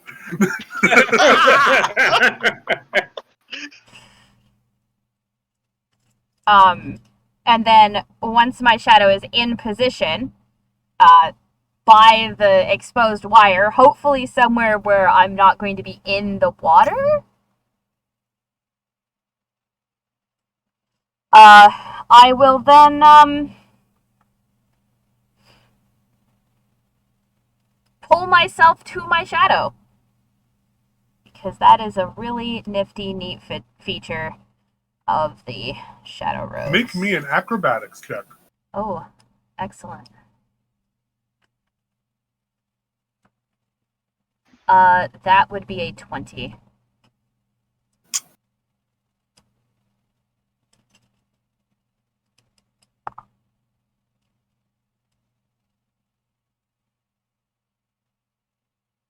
Beautiful. You teleport to your shadow and immediately reach up with your hands, sort of like hanging off of that bit of steel tubing. And using your roguish agility, you kind of hoist yourself up, so you're kind of like spider climbing on it, and sort of slowly roll up that exposed wire. Okay. So I look like a Cirque du Soleil dancer? Little bit. Cool. Great. And Dope, as you would say. as you kind of make your way down the tube, across the bit that is kind of like slashed apart, you can see the other side of the wire that this needs to be connected to. Yep. I will need a sleight of hand check. Alright. That is a 16. Which is disappointing because it's auto-rolling advantage and it shouldn't. And my other one was a nat 20 for a total of 33 on sleight of hand. Either way, it takes you a little bit. It takes you about a minute after sort of like acclimating to doing this while slightly upside down. But you manage to attach the wire to its severed counterpart on the other side. You take the adhesive tape and use it to secure it together before also using it to kind of cover the parts of the tubing that have been slashed apart. Okay. You kind of dismount from the tube onto the ground, and the water is safe. However, electricity doesn't seem to have been restored just yet. You're pretty sure that breaker needs to actually be activated. Did one of you say that you could see the breaker? Yes. It is Because over yonder. okay, well the water is safe now. So Wonderful. Jason marches forward. However, Cross, you also heard whatever that skittering was head in the direction of the breaker. There's something going for that breaker.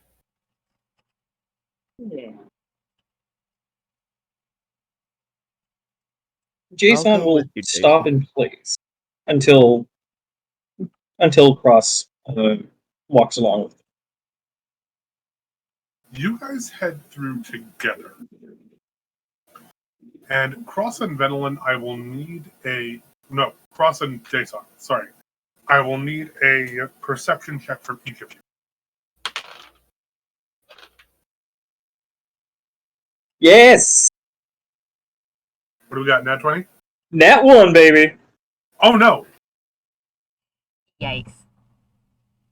22? Oh, wait, I got luck. Do you want to re-roll that? Of course I'm going to reroll that. There we go, 15, that'll do.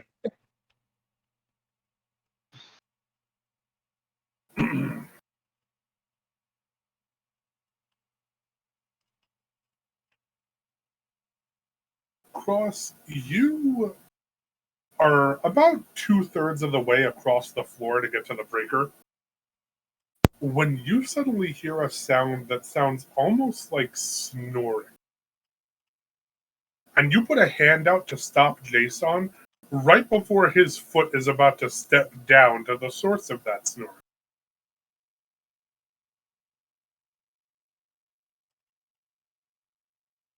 You can hear several creatures sleeping around the breaker.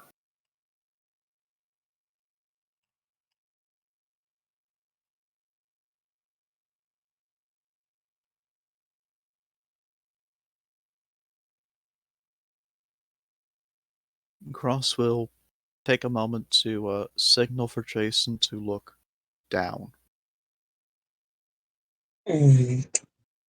Jason, you can see this kind of like furry looking creature. It looks almost humanoid, but with a marked kind of hunched back and this sort of matted down brown fur that seems to cover the majority of its body. It seems to be wearing like very faint clothes. It's wearing like a tabard and a loincloth. But there's about 8 or 9 of them. And they seem to all be sort of huddled near the breaker box. You're pretty sure because of the warmth that it gives off. I see.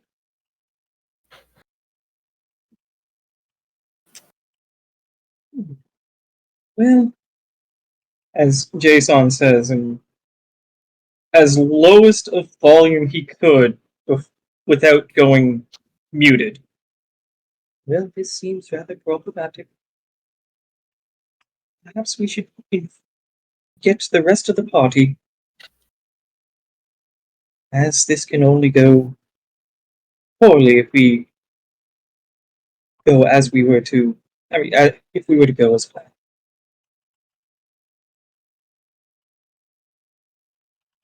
Cross will just nod. Um, Ross, you've spent most of your life in a series of forests. Mm-hmm. You know a small pack of bugbears when you see one, or hear one.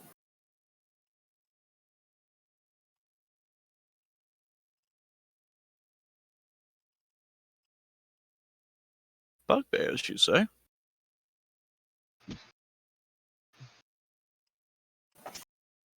Do I remember if they can be reasoned with? You remember that they are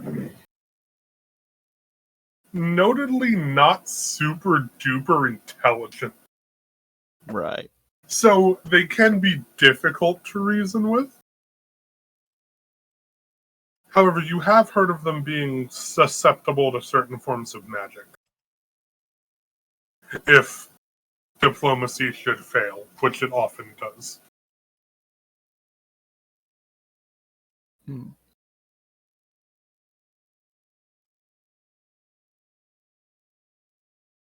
Cross will take a moment to lead Jason away so they could talk.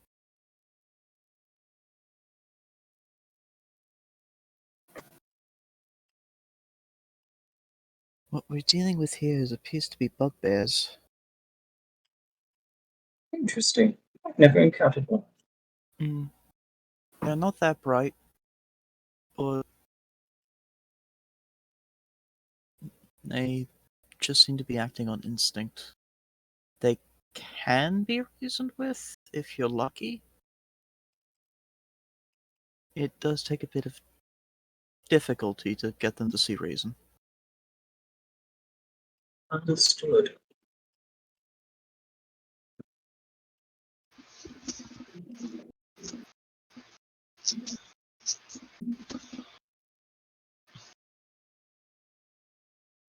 Would you happen to know anything that bugbears would tend to bend to their will to? Anything they prefer without going directly into combat?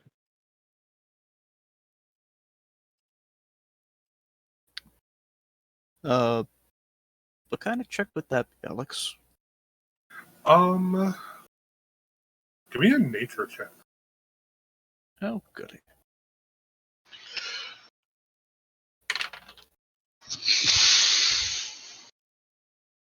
That's a 14.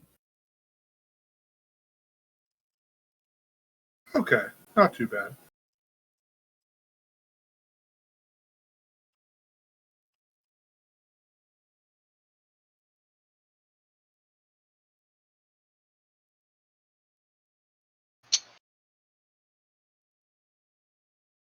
You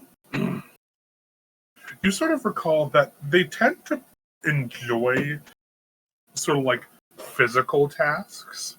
However, they're also pretty pack devoted. You're pretty sure that if you don't like directly attack them, they may be perturbed by your presence, but they probably won't try to attack you.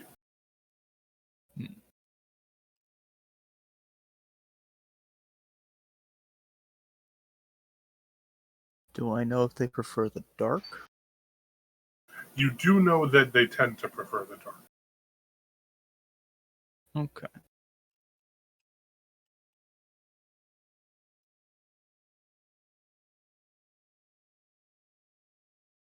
Okay.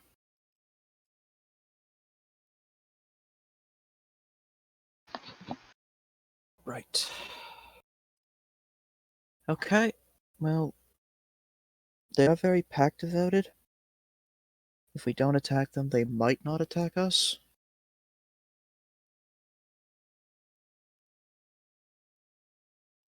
Good. I'm So afraid that. of, Oh, sorry. Go ahead. I'm afraid of startling them. I'm not sure if there are any lights in here that'll turn on if we hit that breaker.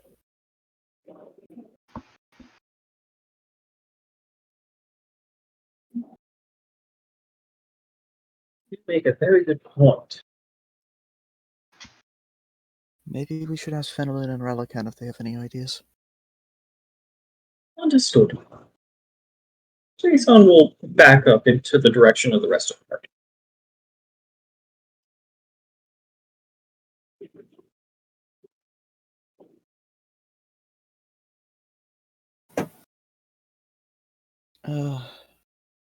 Okay, so you found out what's over there? Uh-huh. It's a pack of bugbears. Uh-huh. Approximately 8 or 9 of them. Hard to tell because they are all piled. Mm-hmm. Is it wet down there?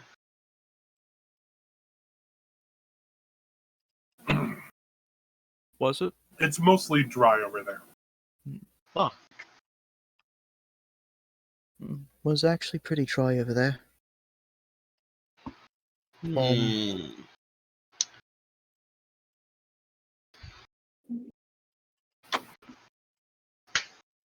I know they can be reasoned with, but it's difficult.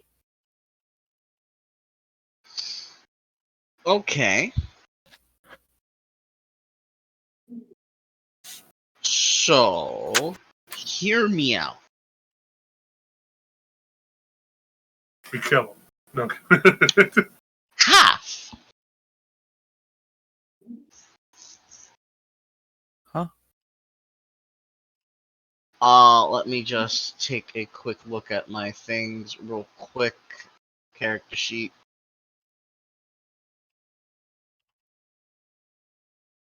Class. Played.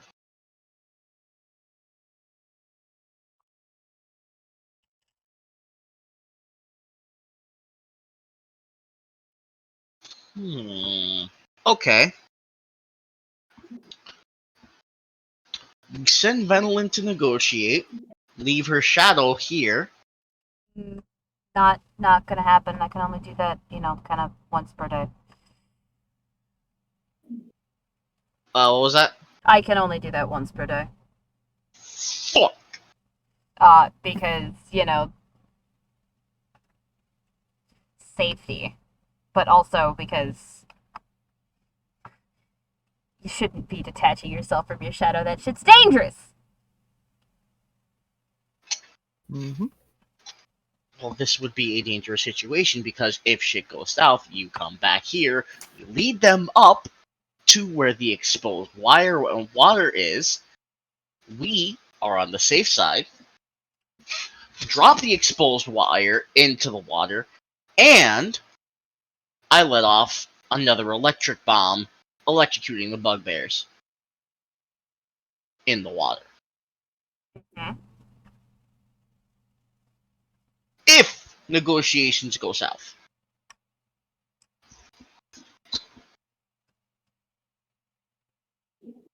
Are we thinking that they will? They can be a bit stubborn.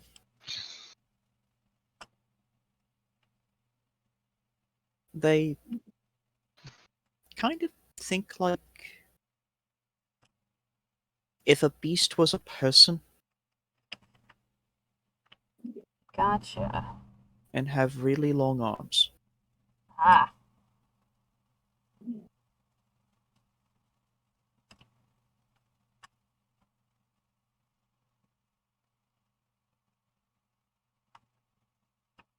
It's kind of because they are semi-sentient is why I get a bit anxious about just killing them. right. They might just be here trying to hunker down and survive like everyone upstairs. I understand. Well, perhaps we go upstairs, talk to the owners, the ones who are in charge, and perhaps broker a deal. Hmm. Um, Specifically, the kind that would relocate the bugbears instead of just getting rid of them. That might be a good idea. Or possibly even if negotiations go good with them. Sorry. They do like uh, performing physical activity, so they might actually be gone into possible labor. We can always try. Hmm. Right, so They can be physically very strong.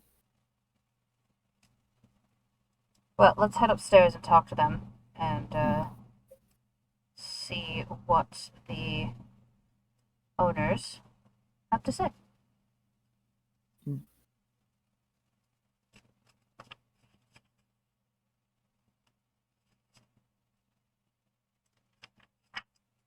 So we are going to head back upstairs. Alex?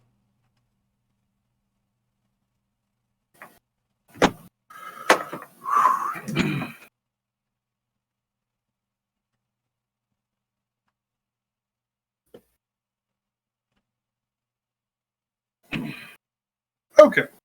You guys take the elevator back upstairs. Oh, Sorry about that. and the guy who served you your food, who I forgot to mention, his name is David.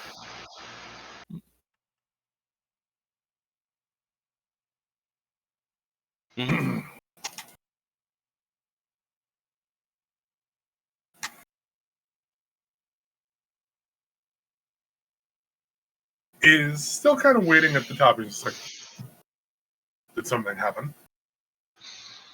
No, we've fixed the power issue. Um, we have encountered another problem. Faces down there. Well, that it is that there are bugbears. Well, that complicates things. It does. I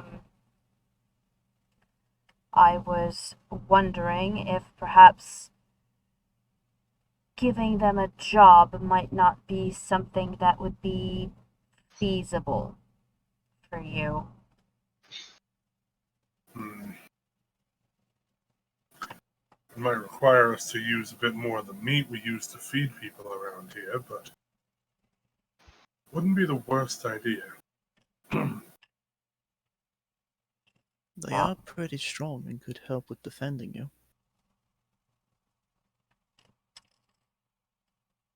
In that case, leave them be. I'll see if I can arrange for a party to head down there in the morning and negotiate with them. We have a couple of people who speak various more bestial languages.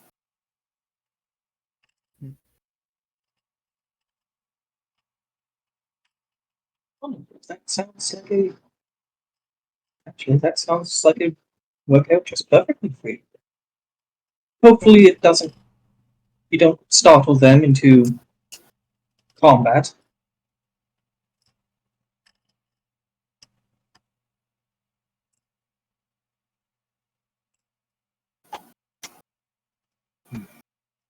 So will you be resting here, or are you going to continue on your journey?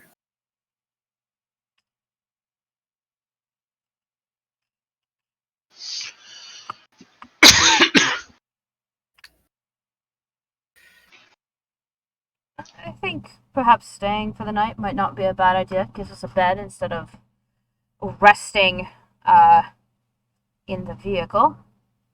Of course, if everybody is amiable. Of course. I'm okay with that. Understood. And as David has said, there has been reports of monsters roaming outside at night. Probably would be a good idea to hunker down for the night.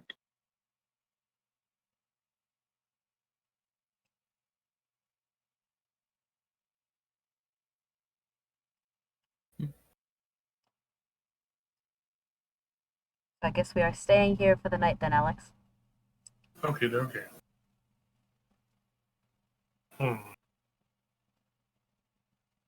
Okay.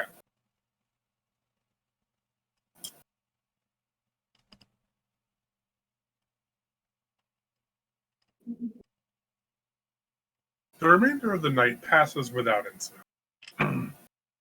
David refers you to his brother from the soup kitchen, Burke, who sets you guys up with a room a bit farther away from where most of the other civilians were staying, but not so far as to be entirely separated from them. Okay. And you guys are collectively woken by the sound of even more fresh food, particularly breakfast. What's for breakfast?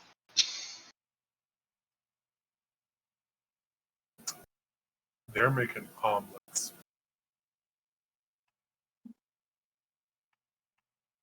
Did they get the eggs?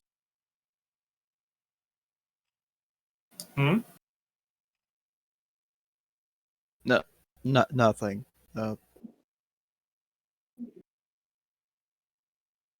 PTSD flashback. Don't worry. Through cholesterol sponge. You know where they got the eggs. They got them from the ravine, Tim.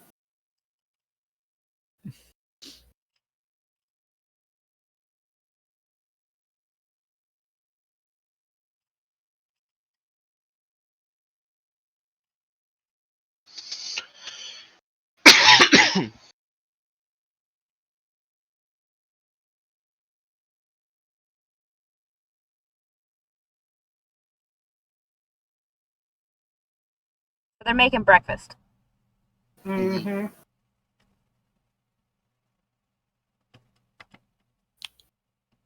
Omelets it is. I guess so. Protein flatbread. Yep.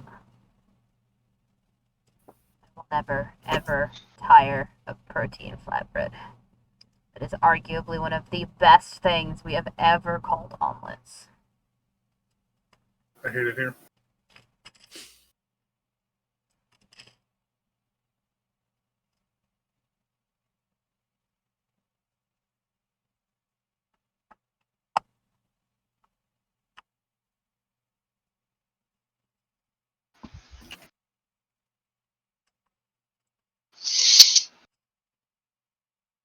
Nom nom.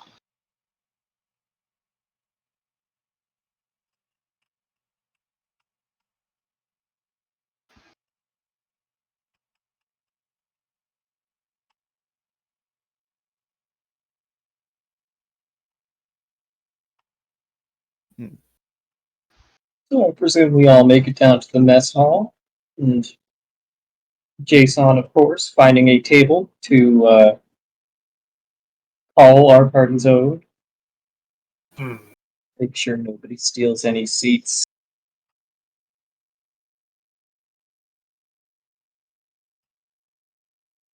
Yes, Jason is best boy.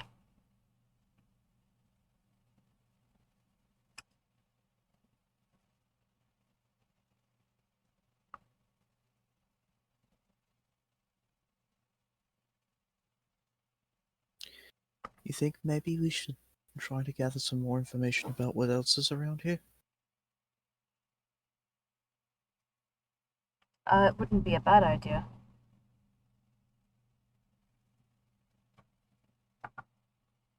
The civilians seem to all be quite engrossed in their food, but not so much as to be unapproachable.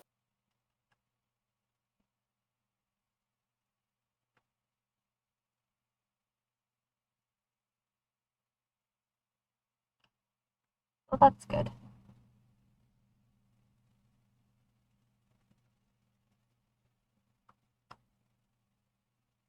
We are definitely approaching somebody. Mm-hmm. Yep. So, what are you trying to ask?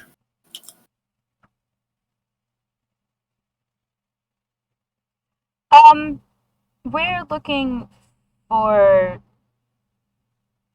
specifics on why it's so abandoned around here, Hmm. I guess.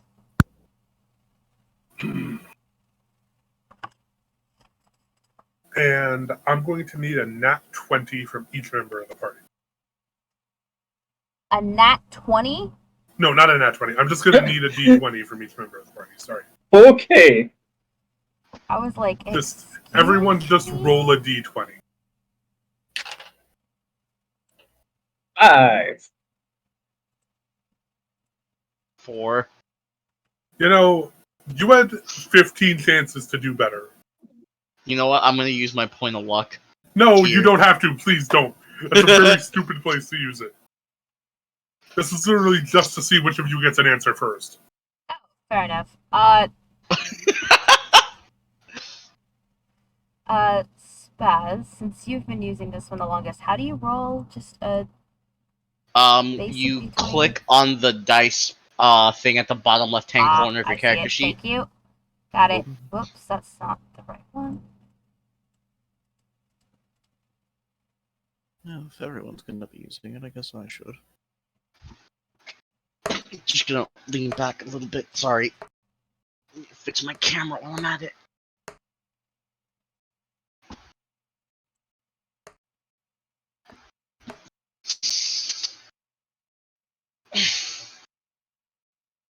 Uh, 16, Alex.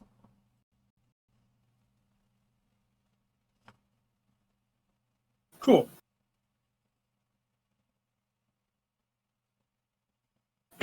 And Cross, what'd you roll? I got an 18. Cool.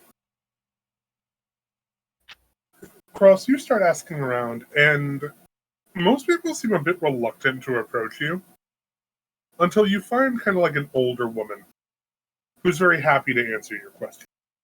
And she explains that way back during the fall, the more affluent people kind of lived up here in the north part of the island before fleeing eastward. When they sort of like started plans to build the wall.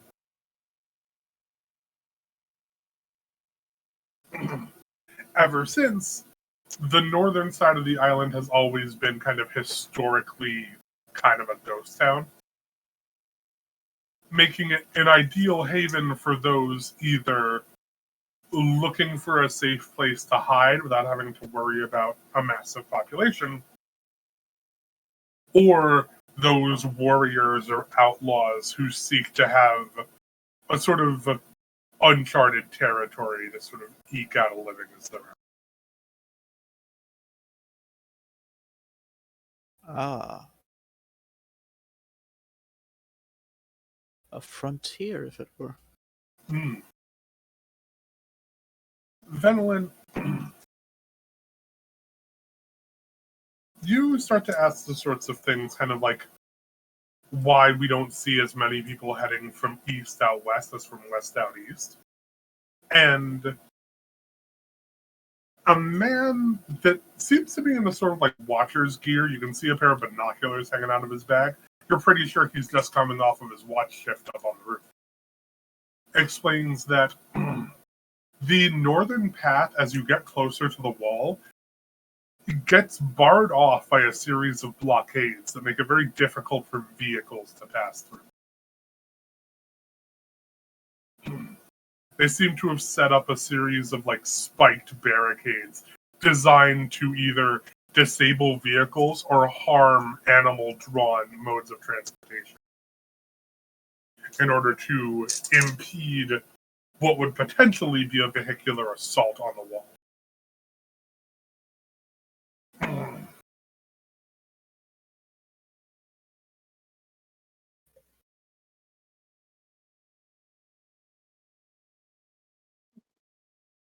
Jason, you start to ask the sorts of questions like, how has the monster presence changed recently in light of the whole bugbear situation? And they explain that over the past couple of weeks to couple of months, they've noticed a small uptick in monsters fleeing from the west towards the east, which has been quite unusual because typically it's the other way around. Typically, when they get influxes of monsters, it's those from the east heading west to escape the wall and the territories beyond it.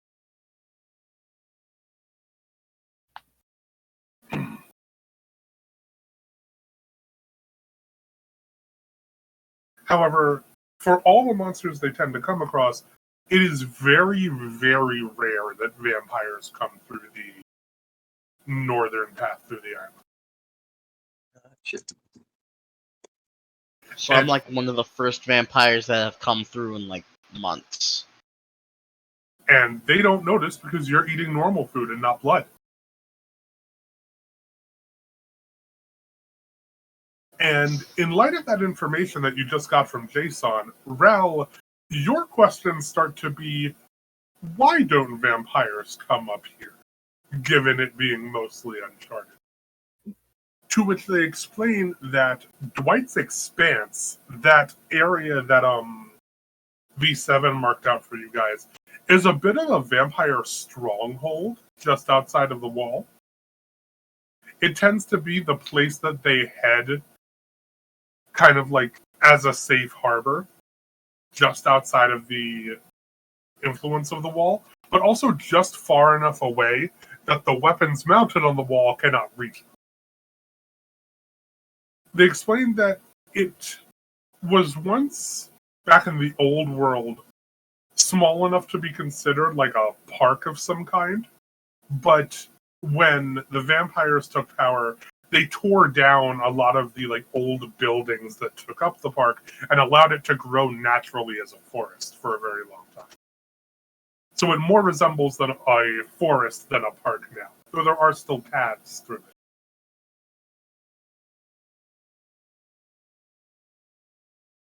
Given that information, you're pretty sure that there was anywhere outside of the wall that Alison might be hiding out? It might be in this vampire stronghold.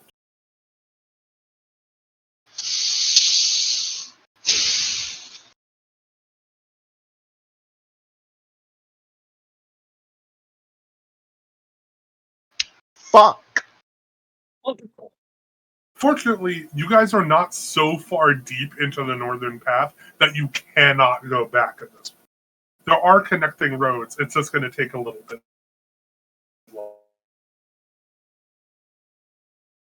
Alternatively, you can still try and make your way north.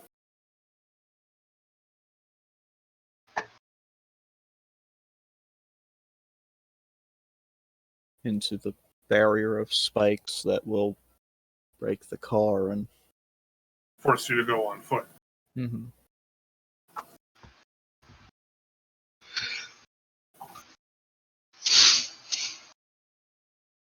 Eventually, after breakfast, you guys kind of meet to resolve this situation, given your collected information.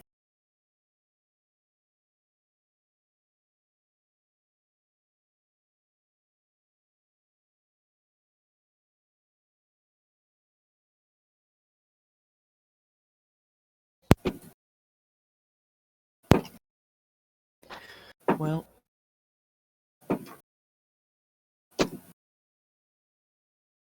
what do you all think?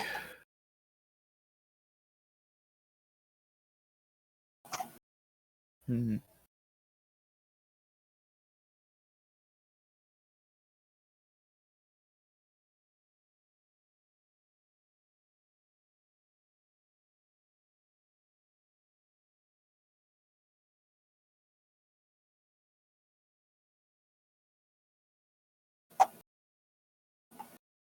Yeah.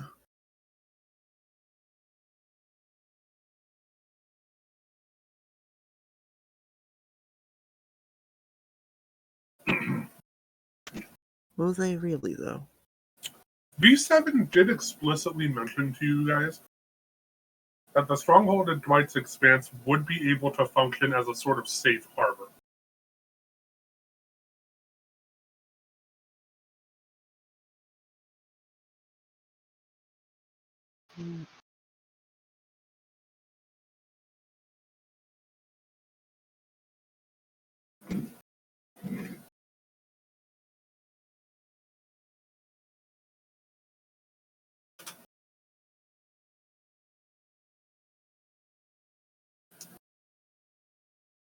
What's to do?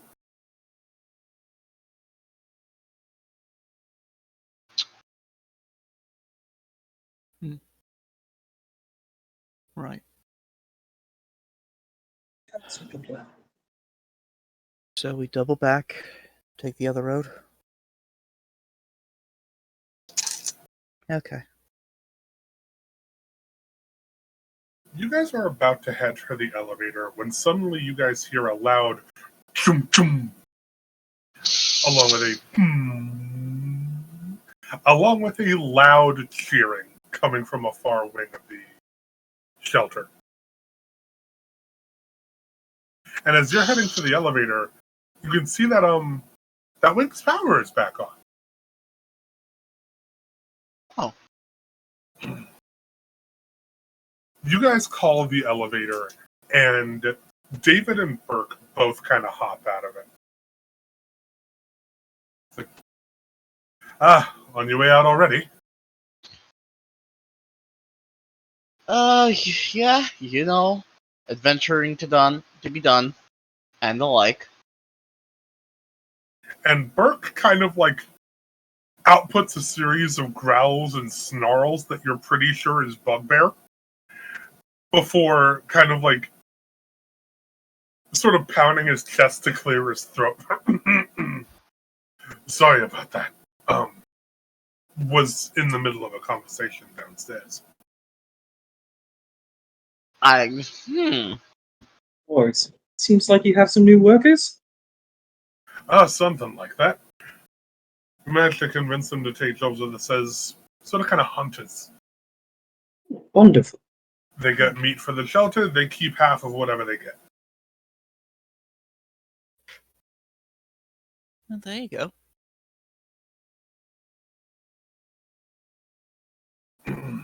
They have tenacity and endurance that, unfortunately, most of our hunters, while good, hoof.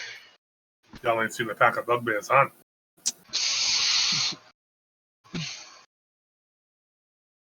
But, you need anything while you're on the road, don't hesitate to come back to Fortune, you hear me?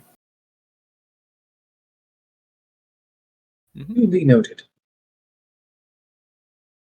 And they kind of exit the elevator and bid your entry. And I think that's where we're going to cut with us veering a bit close to 10 o'clock. Wonderful. Oh boy. Who's driving? I am. No!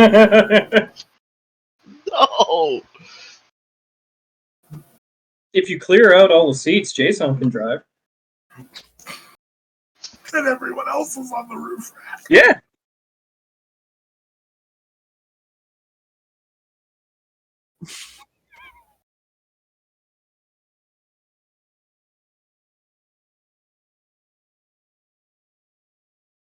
Long. Gonna be real with y'all. That actually happened in real life. Wilt Chamberlain loved Volkswagen Beetles, so they made him a Beetle, took the front driver's seat out, and just extended the wheel shaft and all of the pedals and everything to the back, so he could drive the thing. German engineering at its finest. Precision German engineering.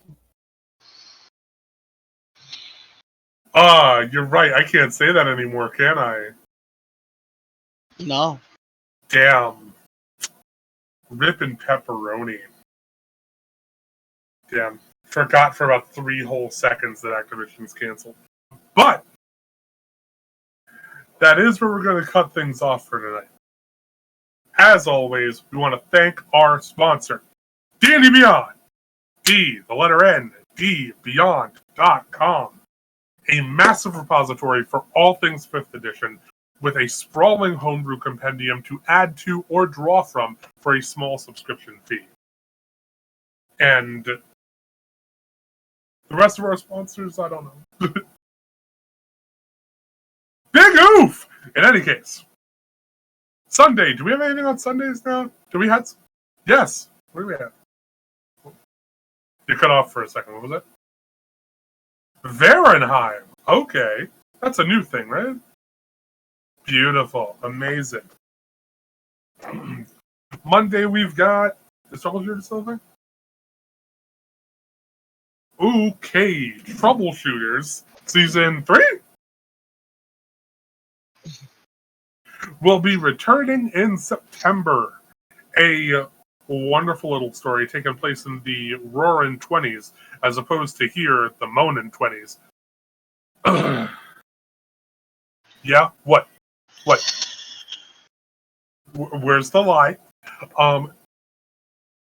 Tuesday, World at War. Real dope. Kind of a bigger Black Ops fan.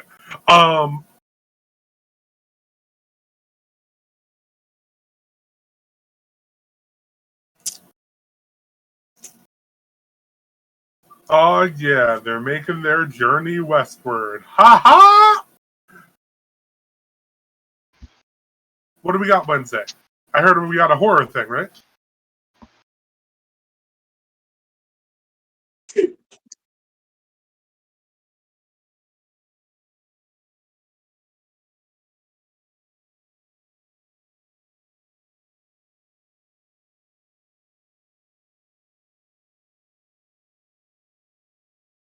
Thursday, we've got Maddie's game, Knight's Ransom. What's going on?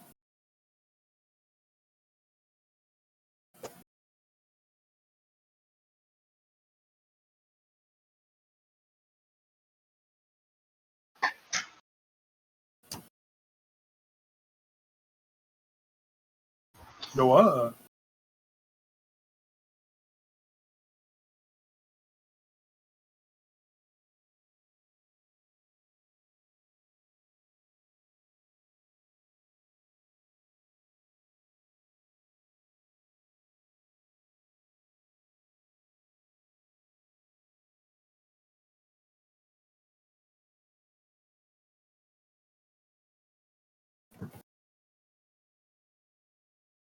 Beautiful.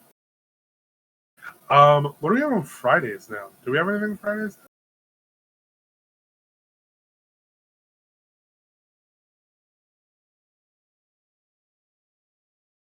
Cool.